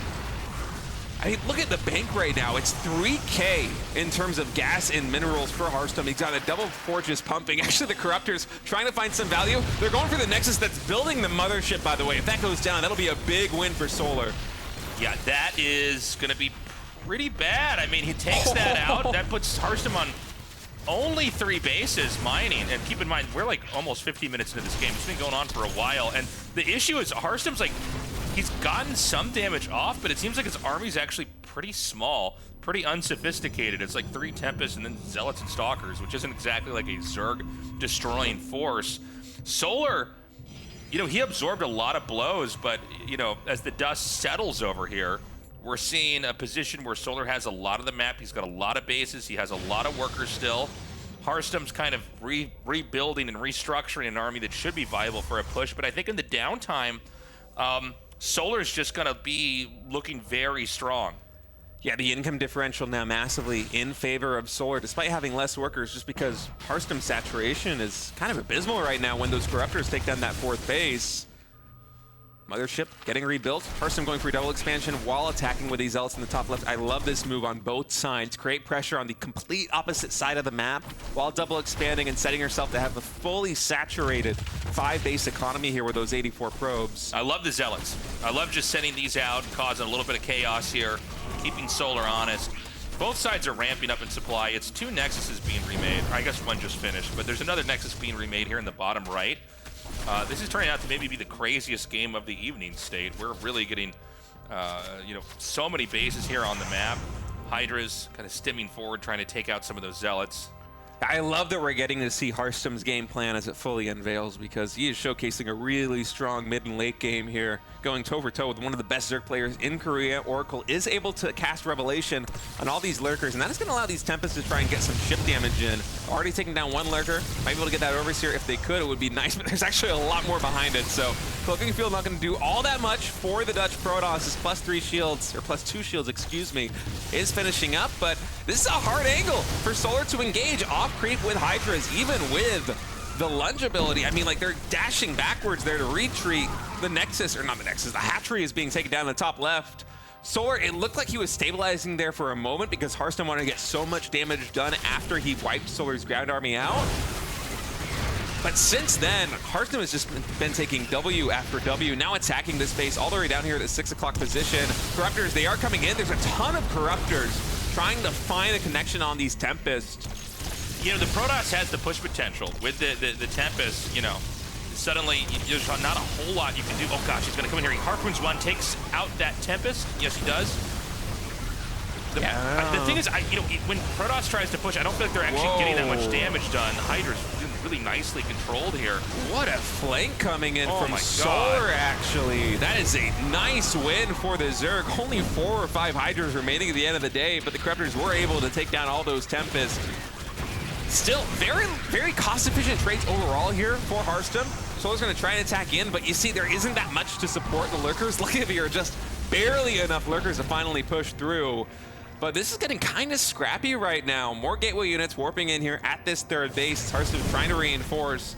He almost has enough just on the ground to overwhelm these Lurkers and really mitigate the splash damage by truly getting on top of them in kind of a 360 surround sort of way. But these Corruptors are being phenomenally annoying. You know, it's always funny when the Corruptors get their job done. I'm so glad they added this ability for them to bile stuff down, because you could suddenly, like, if you win a fight, it's like, well, let's just go find some key tech structures and wipe them out.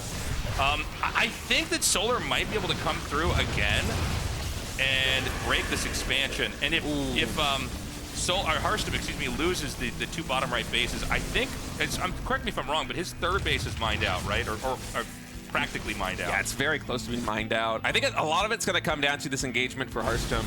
I almost wouldn't mind if you just stop making units in the air. I know the corruptor count is thinned out, but really it's just trying to deal with these lurkers on the ground. Oh my god, the corruptors are just going to dive on top of the Tempest. I genuinely feel like, okay, well, not with these lurkers morphing in, but up until this point, GG's called. Harstem was so close to having enough on the ground to finally clean up those lurkers. That was a really back and forth game. It felt like the advantage just kept swinging from one side to the next. It was kind of weird because it felt like Harstem had an opportunity, but like it's so slow, like pushing with Tempests. It just takes so much time. Like, and a lot of times you'll have, like, I mean, I think the siege tank push is the most obvious version of that, right? You have the advantage that you can fire into them, and they can't, if they try to engage you, you're going to get your first few shots off, right? And so a lot of TVZ is just the Zerg trying to muster enough forces to then smash the push before the hatchery is killed off. But like the Protoss version of that push with Tempest versus Lurkers, it's like, it takes so long to actually hack and saw your way through the Lurkers and to eventually hit the hatchery that even when Harstem seemed like he had a push, that it was like, by then Solar's already made a big enough army, he's just going to try to, fight you again. So it really looked like a hopeless game for Harstem, despite the fact that I think he actually played pretty well. Yeah, just there at the end, he just didn't have the pieces to the puzzle anymore, because if you can't have an army that can stand up to those lurkers, if you don't have a Skytoss fleet, it is a challenge when they get in those high numbers. But up until that point, I really liked Harstem's approach to the game. I mean, especially, I feel for him a little bit, because I think we've all been there in that moment where you win a decisive battle and you feel like, okay, this is my opportunity to end the game. Because Harstem, he didn't take a 5th Nexus after he had that resounding victory on his side of the map versus Solar. Yeah. He didn't expand. Instead, what he did was he warped in a ton of gateway units and he went right into the heart of the beast. He tried to take down Solar's additional bases. He tried to take down his economy, and it almost worked. Solar was hanging on by a thread at that point. Harstem was so close to breaking him, but when Solar was able to just barely stabilize with just enough Hydras and Queens and like 1 or 2 lurkers morphing in, I mean, that's literally how close it was. Yeah. Suddenly, you're kind of kicking yourself for not having a Nexus back at home, for not just been remaxing either on carriers or on Tempest, because suddenly a lot of that advantage that you once had has kind of been washed away. And so the game kind of turned into this back and forth swing of advantage. But really, I think the best macro game that we've had so far today, that was really exciting to watch. Yeah, it was. I think it was maybe the best game of the tournament here today. We're ready now for game number 2 with these two. Solar and Harstem making a pretty epic end game there. Harstem, by the way, nothing cheesy. Absolutely honorable macro Protoss play here. Just trying to tech up, trying to kind of going for completionist mode as far as army development. And, so far it hasn't really worked out, but, the two Zergs that we have left in this tournament are extremely competent and strong in kind of late game environments. Yeah, also trading against the best Protoss players in the world right now in Korea, as we've really had a resurgence for players like Hero and Classic. Yeah, I think with Protoss in Korea looking pretty strong lately, you definitely got to assume that Solar is going to be in great shape. Yeah. Well, we'll see what the game plan is going to be here from Harstem. As Tace was pointing out, if Harstem was a Dungeons & Dragons character, he'd definitely be lawful good, as he's been doing basically nothing but macro so far today. I'm kind of expecting the exact same thing from him, with maybe just a couple of tweaks here and there. I want to see him do something cheesy, but you're right. I agree with you. I think he's probably not. He just seems to want to kind of play, air quotes, like correct or proper style of PvZ. So if that's going to be the case, it's going to be a Stargate thrown down here and then an Oracle, and trying to get up to 3 bases. Now Solar, who randomizes his builds really well, I'm not sure what he wants to do here. It seemed like for a little bit he wanted to try to do some kind of timing attack, and it almost cost him the game. I think Harstem defended pretty well and then played a pretty solid macro game, but Solar just basically took every blow pretty well from those pushes. It didn't really lose anything key. I guess he lost that hatchery at the top left, I think maybe twice, but overall he didn't really lose any of the pieces of the puzzle so he was able to kind of re-macro up and get pretty healthy. I feel like one of the best marks of a top-tier Zerg player is just how hard are they to kill, Yeah. After a decisive victory goes in the favor of Harstem like that, a lesser Zerg is just going to crumble under the pressure of the counterattack, but Solar just was barely able to survive. And oftentimes it's moments like those that truly just dictate how a game or even a series is going to go. As Harstem once again opting for the 1-gate Stargate. I would be surprised at this point if we saw him deviate and go for something like a second gateway. I think it really is just going to be the Adept, the Stalker, the third Nexus, and the faster Blink. And I really don't mind seeing this too much from Harstem. It's kind of refreshing because it's a slightly different take on the macro PvZ style that we see from a lot of the Korean Protoss players go for. You know, his Blink is a little bit faster. He gets 4 gates a little bit faster. The third base, it feels a little bit more greedy because it's just 2 gateway units and the and only 1 gateway behind it. And so it's a different flavor of macro PvZ, but it's very fun to watch. So this Adept not really able to get that much done. He's gonna try to cruise out of here with the Shade. Not gonna find anything really of interest here. And so he gets to escape. The Oracle's about halfway done right now. Oh, I'm kind of surprised he's going to try to move back in here. He doesn't have that much HP on this thing. And there's that third Nexus. Basically timed out so that it will be started, you know, right before Ling's speed finishes here. No Lings on the map, no way to deny that, especially not when the Oracle's about to pop out. Yeah, just these 4 speedlings, I think. And Solar sees that Harstem, he wants to take down this Overlord right here. Harstem does have a probe here. I believe it's perfectly placed in that wall, and so these Lings are going to try to get past it, but no pylon or battery thrown down behind, so Oracle actually going to have to come back, chase down at least one of these Lings. Always annoying when the energy on that Oracle's getting burnt. just top it right back up. Energy recharge that thing. Obviously not a disaster by any means here for Harstem, as he's going back to the same skeleton of a build. 3 more gateways and Twilight Council coming in. This is so annoying. 3 more Lings get in here. This shouldn't be a surprise to Solar. This is the build that up until Glaives gets researched. I bet that's a fake. I don't think it is. I think we might actually see Glaives come in here from Harstem, because up until this point, this has looked exactly the same.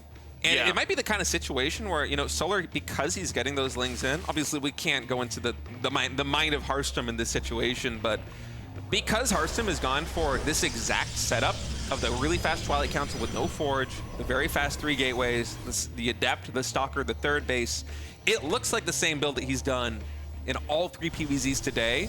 And I wonder if he's just starting the Glaives almost because Solar is scouting the exact same setup.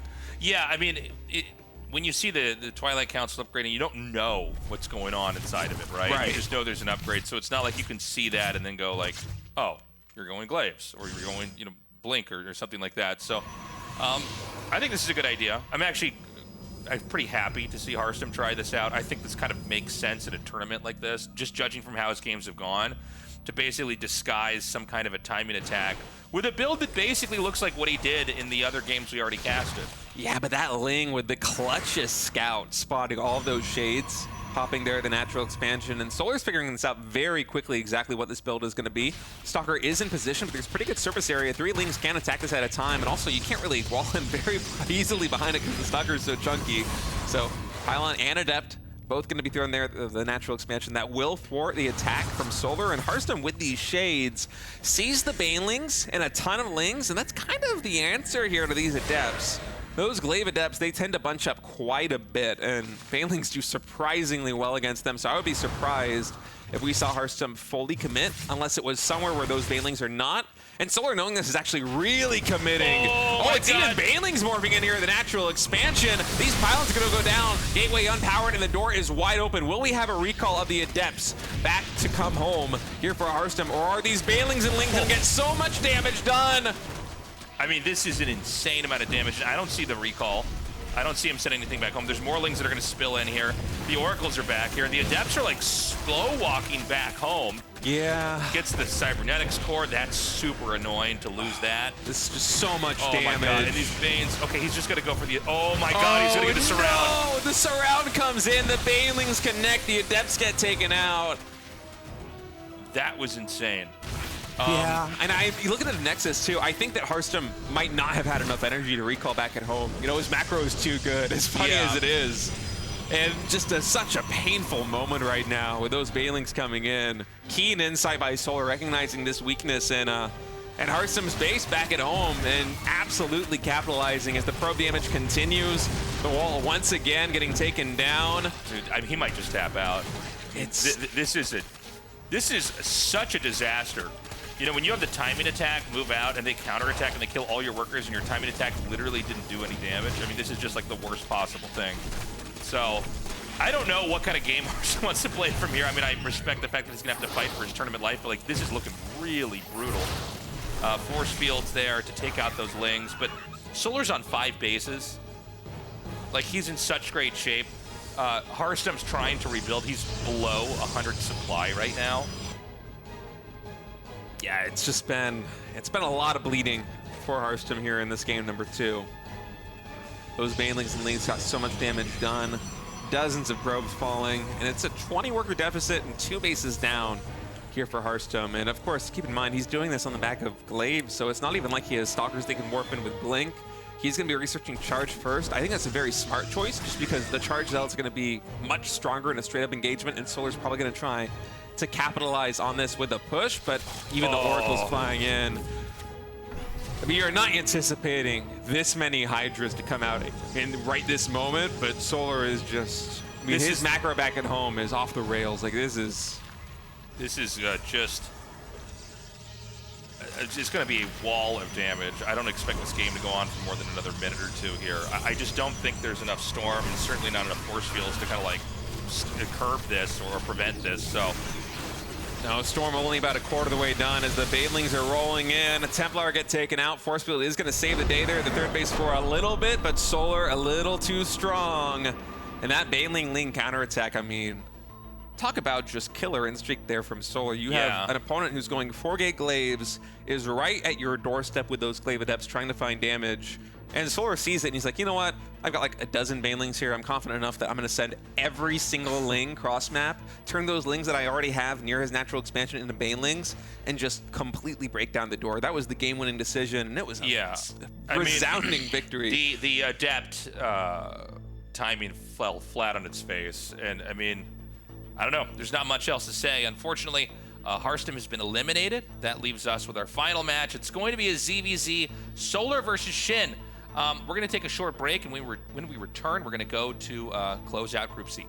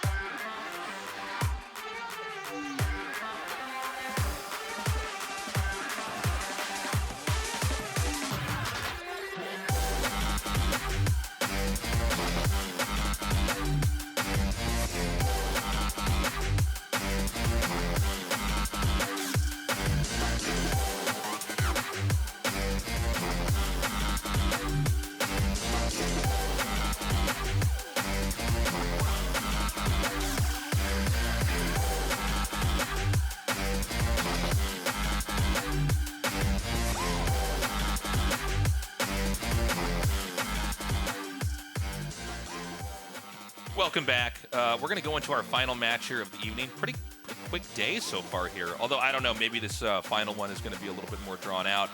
It's going to be ZVZ, Solar versus SHIN.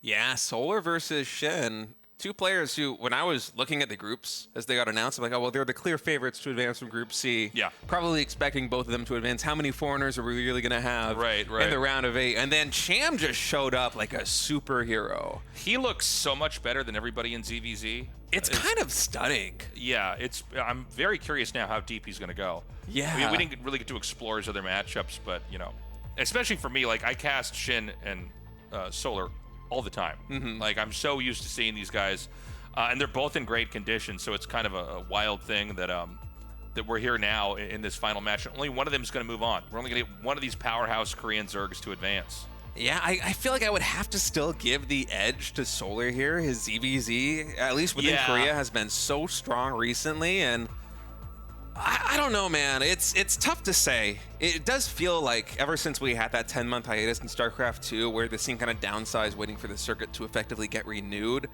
that basically anybody can beat anybody. I feel like I haven't seen nearly as many upsets in the history of StarCraft II as I have over the past couple of months. Yeah, well, it's weird, right? Because we had all this downtime, and then, you know, everybody comes back and people are in very different shape. We had like 10 months off of StarCraft II. EWC was announced. Suddenly all these tournaments pop up because we need to have a filter mechanism to see who's going to be qualifying and going to Riyadh. And it's like, it's been a little bit of a scramble, at least for me as a caster, to try to figure out, okay, where is everybody at? Yeah. You know, some players are in incredible shape and clearly never stopped playing. Others took some time off, and that shows as well. And on top of it, too, I mean, you have to consider endurance also. A lot of these pros that I'm talking to, they aren't going to events sometimes not because they don't want to play in it, but because it's like, well, I'm flying to like Europe to play in this tournament, and then I would have to fly back to my house to try and qualify for this tournament. And then 1 or 2 weeks down the road, there's another tournament that's happening.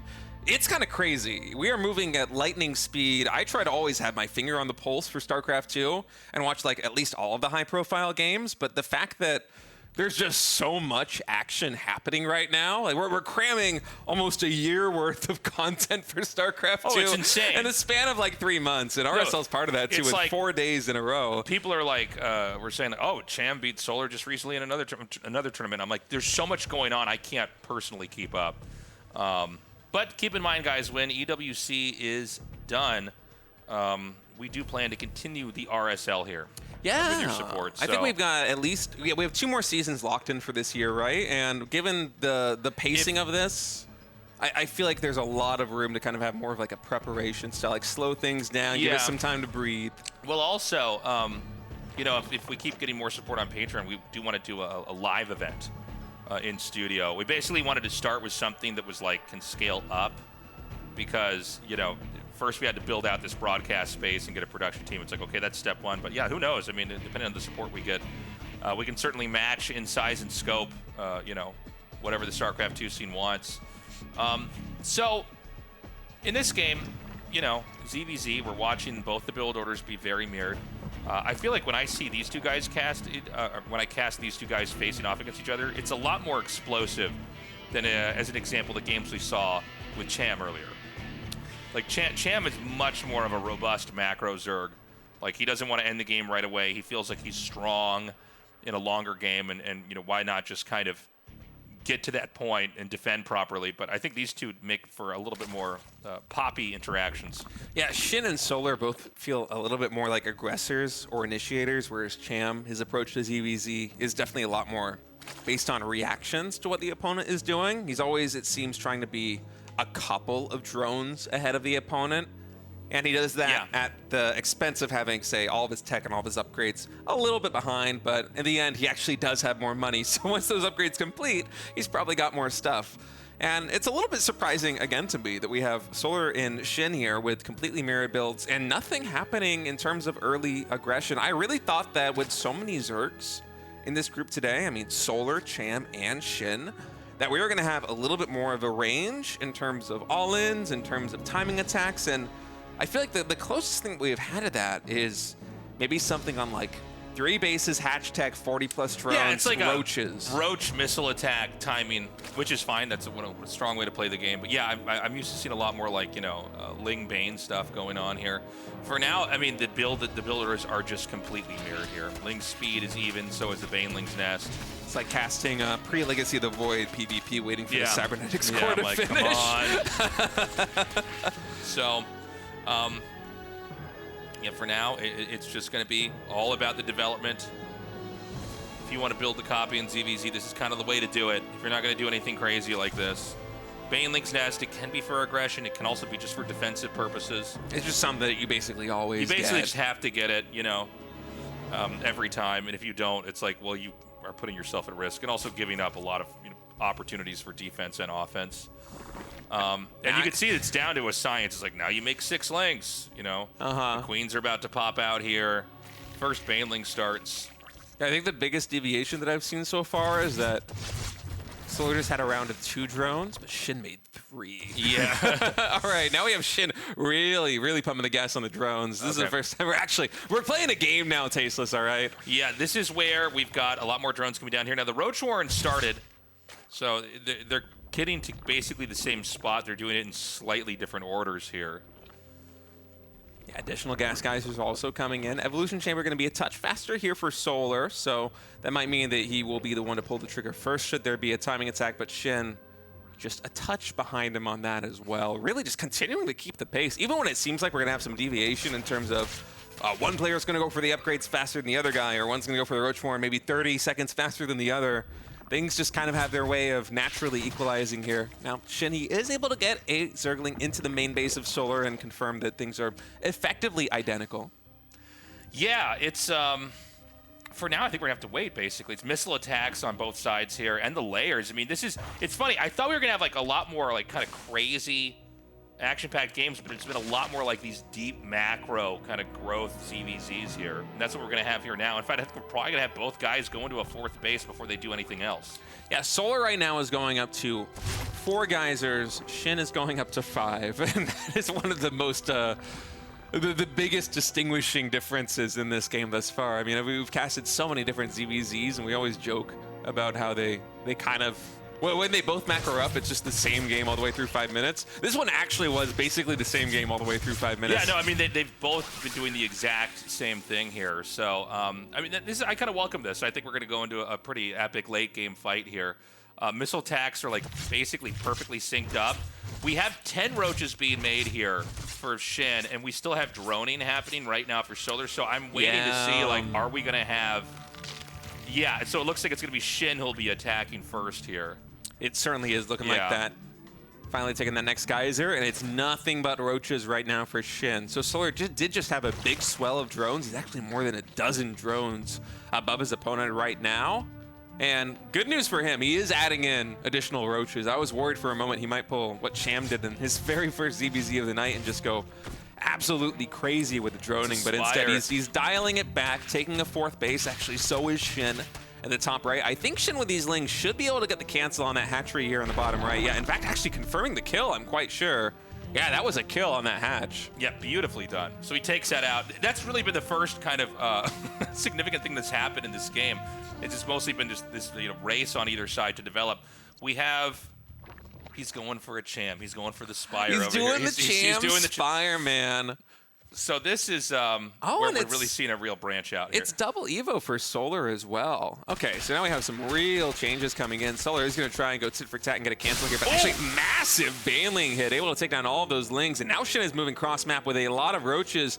Looking at the army supplies, Shin's got a lot more right now, and he's actually going to be attacking into this position and going for a concave. Actually, immediately, just stutter stepping on top of this. The lings are also flooding in. Solar, who just had a round of roaches finish off, more of them are coming in. He's actually going to have to retreat behind the wall. This might work against him. Should Shin decide to pull back a little bit and use the concave against Solar with that Sim City. As it is right now, advantage, I think, starting to go towards Solar. We have 13 more roaches in production. There are drones falling here in the 3rd base, but once these roaches pop, I think he should stabilize. But keep in mind, behind all this, Shin does have 11 Mutalisks in production. Actually, that's just it. Man, I really thought Solar, with those roaches being queued up, was going to be able to stay safe, but in fact, that is just a game-ending blow. Yeah, beautifully done. I love the way that he attacked in there.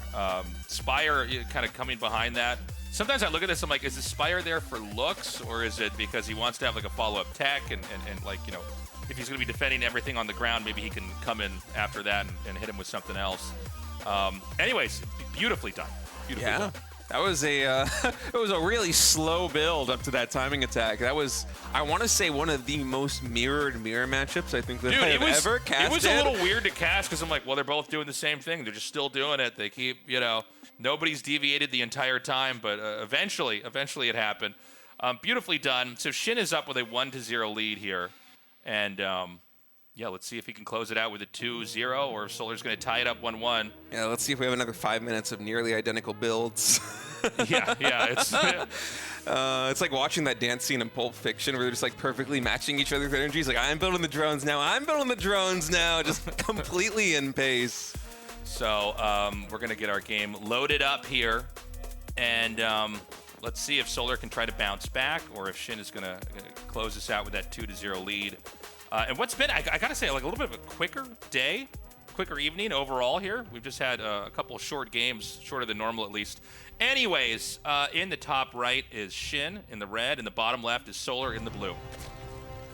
Yeah, it has been a fast day. Harstem was able to bring us, I think, our biggest macro game of the night in one of his PVZs versus Solar, but besides that, we kind of breezed on through. It's kind of surprising because it feels like, of course, in a day of so many ZVZs, you're expecting it to go quickly, but we haven't had any of those crazy early game all-ins or timing attacks. Yeah, it's funny. It's been a day of very specific games. You know what I mean? It's been a lot of kind of macro, and yeah, we're not having the kind of poppy ZVZs that I thought. Harstem, by the way, had some pretty impressive games back there, just unable to kind of push through against these powerhouse Zergs here. Yeah, it was certainly better than the map score looked. I'm a little bit bummed that we're not going to be getting any more Harstem games in RSL Season 1, but hopefully he will be back for RSL Season 2 or Season 3. He's certainly capable of it. One of my favorite players to watch. So in this game, you know, we're going to wait and see, is there going to be the deviation in the builds? It's been a lot of powering so far.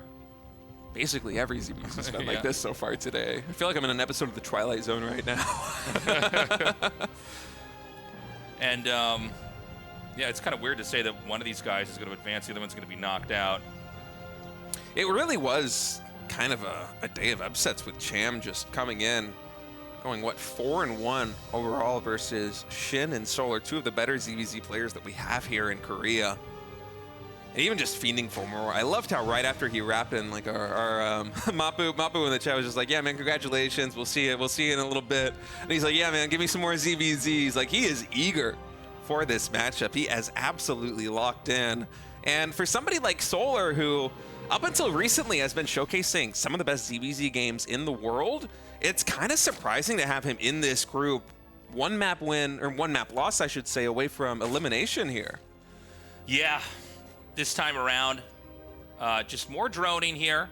Nobody's popped out a ton of lings. I feel like we're unlocking a new difficulty setting here in Cassidy and trying to figure out how to talk about stuff. And this many ZVZs where they're both doing the exact same thing. But yeah, we've got the third base coming down, and that third hatchery here for SHIN is going to be just a little bit later. How exciting. Yeah. That's like 5 seconds later than the hatchery of Solar takes place. This is peak StarCraft II state. Oh, Baneling gets started here for Solar. Let's see if we have a Baneling nest for SHIN. There it is. There it is. Yeah, I mean, honestly, this is kind of good if you're a Zerg player at home and you're like, man, I really suck at ZVZ. How do I play a macro game? Well, you now have like a dozen games you can look at and be like, well, this is exactly what you do, as done 12 times in a row. So, yeah, I mean, if I had to guess, I don't think we're going to see either of these guys do anything too aggro here. We're literally still seeing it mapped out. It's like 6 lings on both sides and then 5 drones. We did have a couple more lings that were produced here coming out for SHIN, but now it's going to be the Roach Warren here as part of the wall-in. Same thing over here.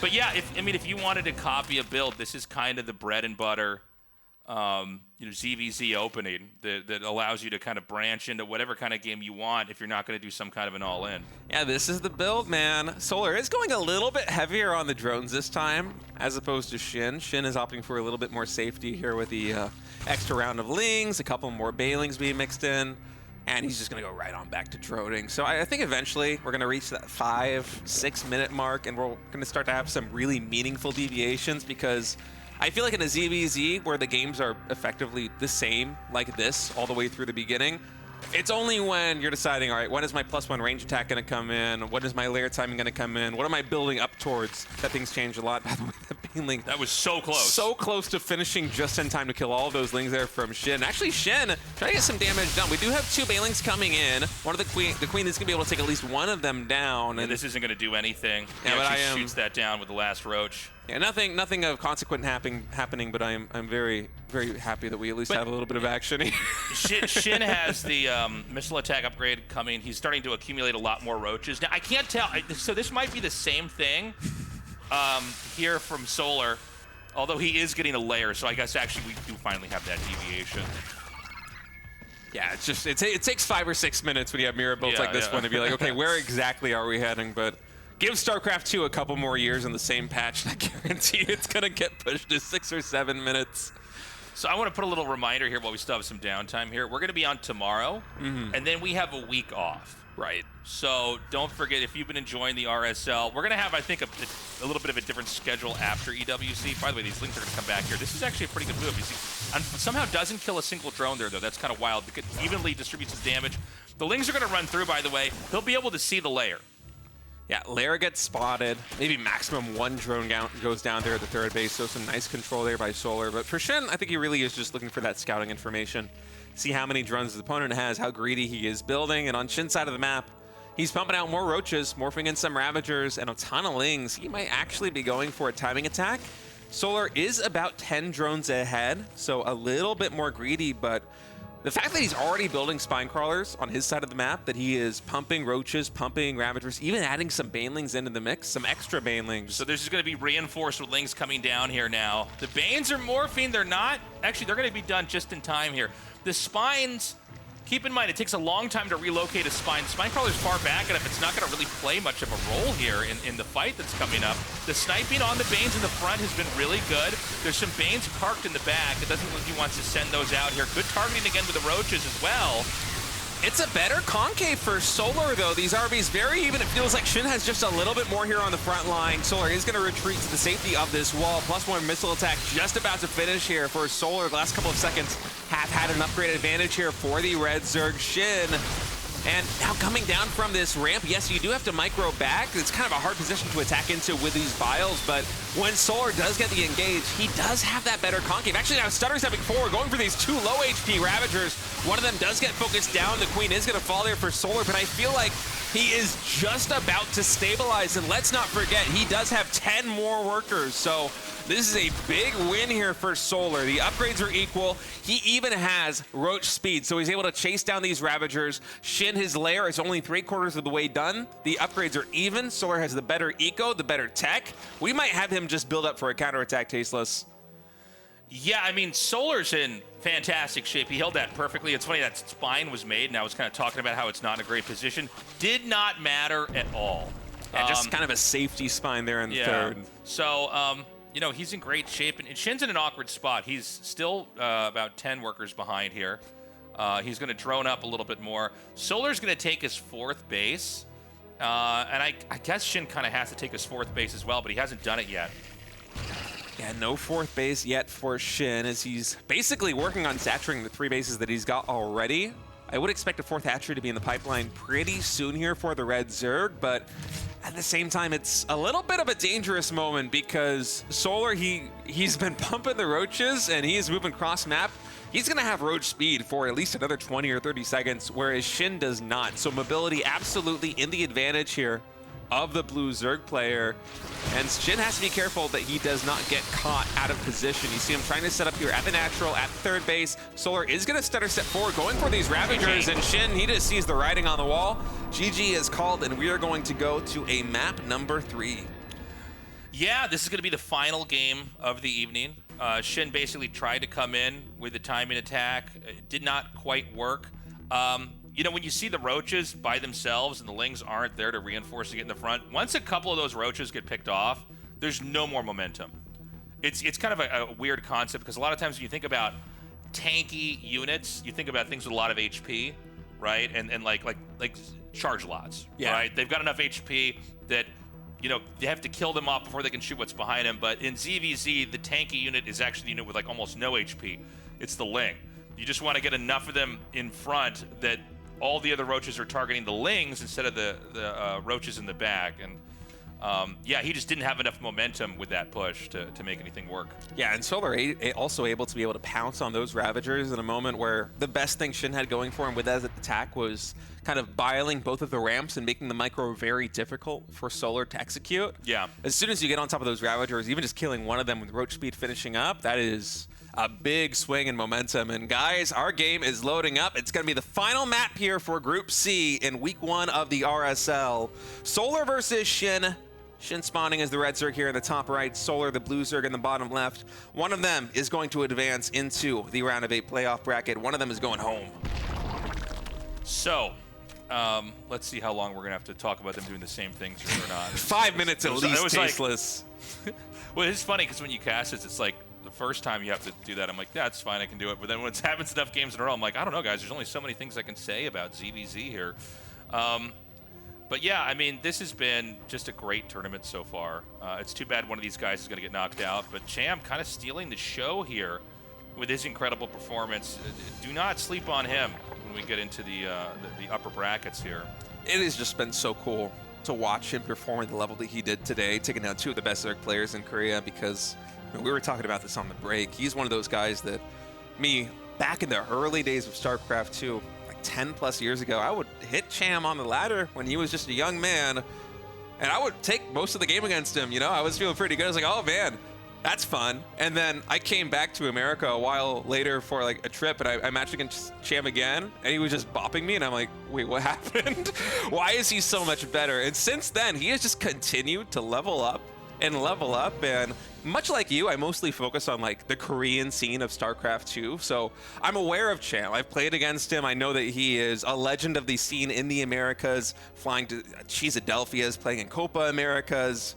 He's a legend out there, but we don't get to see him. We don't get to cast him very much. And to see him now come onto a stage like the RSL and have such decisive victories, he drops the first map of the group and then wins every single game after that. It is just so awesome. I love seeing players develop like this. Yeah, it's, you know, you kind of already said it, but like, yeah, we're used to the players in the Korea scene. You know, we don't get out to that many international events. So I've always been aware of him, but yeah, he's not a guy who's resided in Korea for a while or, you know, competed on stage in GSL, where some of these other players like Scarlet or like Raynor now, you know, where they pop in and out of Korea. I get to kind of familiarize myself a little bit more with him. Yeah, Raynor and Scarlet, by the way, going to be playing tomorrow in Group D alongside Showtime and Classic. So make sure you tune in tomorrow, same time, same place. Yeah, that should be a great day of games there. I'm super excited that Scarlet's in the tournament. I'm very interested in seeing what kind of condition she's in as well.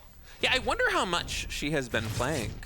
I'm very curious about it. It feels like there's a bit of a fog of war right now again. I mean, we've mentioned it a couple of times, but with such a long hiatus and then coming back, it's kind of like, where is everybody really at? It's been almost a chaotic time in StarCraft II, which really makes not just casting games, but also just watching games very exciting, because you have guys like Zaun, where it feels like he's been bubbling at the surface of like round of 8s and round of 4 Code S's for a very long time.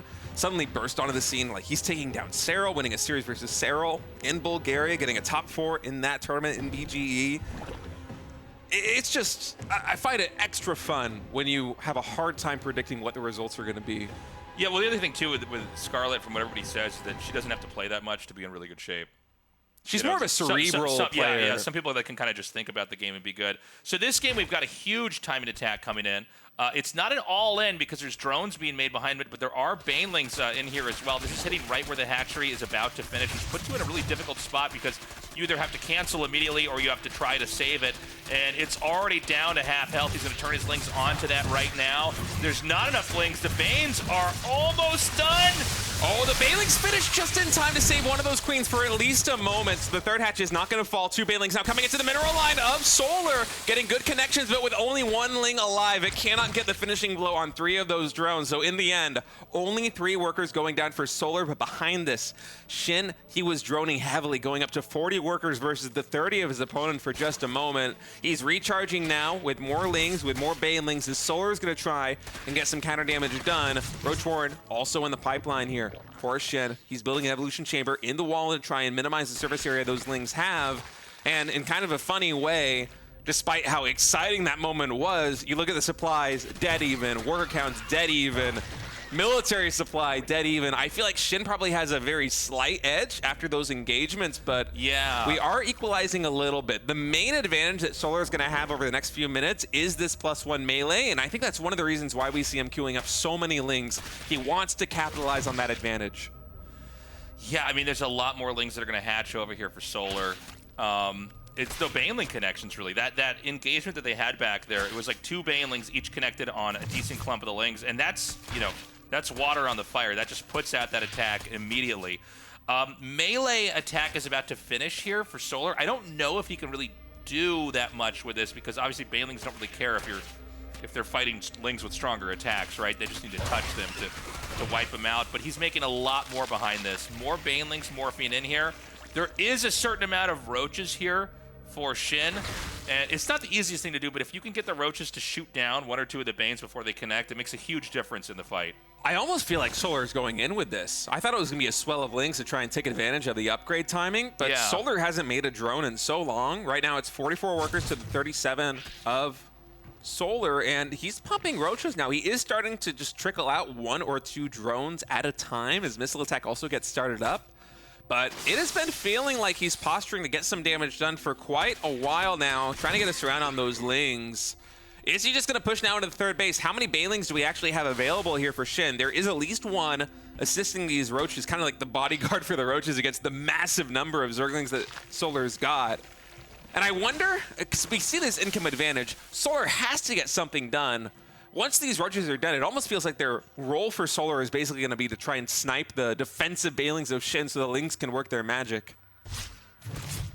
Yeah, I mean, it looks like for now it's going to be 3 base versus 3 base. The Lings are going to try to come in, and they're not going to be able to do that much. I think we're going to have to see a 4th base on either side. I don't think that there's really a way that you can attack in again. I think but there's Solar 16 more. Well, he's gotten 16 more Lings, so yeah, I take it all back. He is going to try to come in and break them. Right now it's 52 drones to 38 here. So Solar, you know, he's going to have to actually basically topple him right now. SHIN, it's going to be up to him being defensive and kind of knowing how to position this, how to angle this.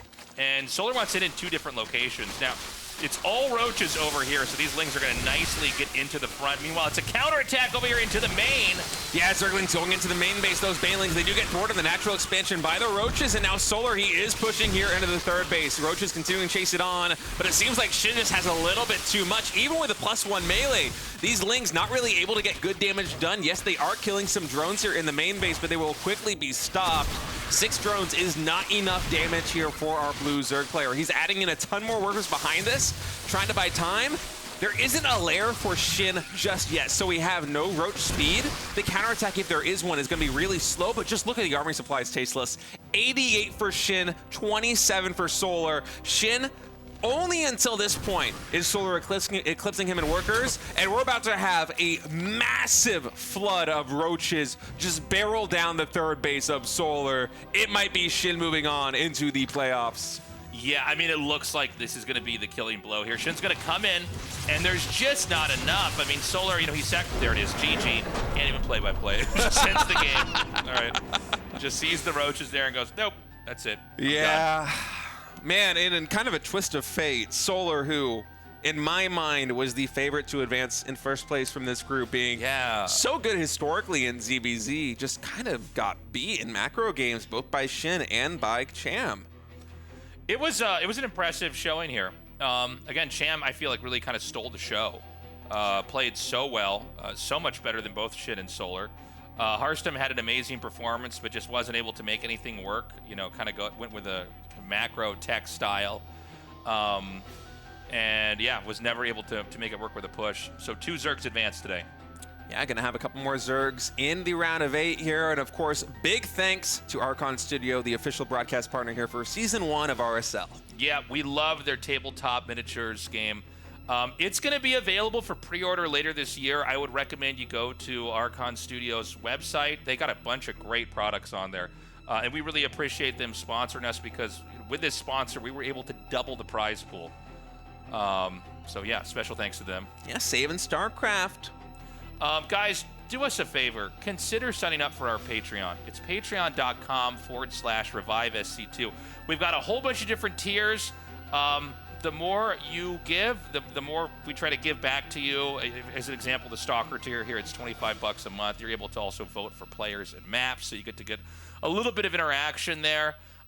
We don't know the future of StarCraft II in a post-EWC world. So what we wanted to do was develop something where we can keep pumping out professional level broadcasts, where we have the casters together. We've got professional observing. We've got production. And yeah, we want to have something that's kind of seasonal, like the old OSLs or MSLs or, when GSL was a bigger tournament. If you do sign up for the Patreon, you get a 20% discount on all Tasteless TV and, of course, RSL merch. That's on my website, tastelessthreads.com. Mugs, hoodies, T-shirts, pins, and a lot of other cool stuff. So definitely check that out.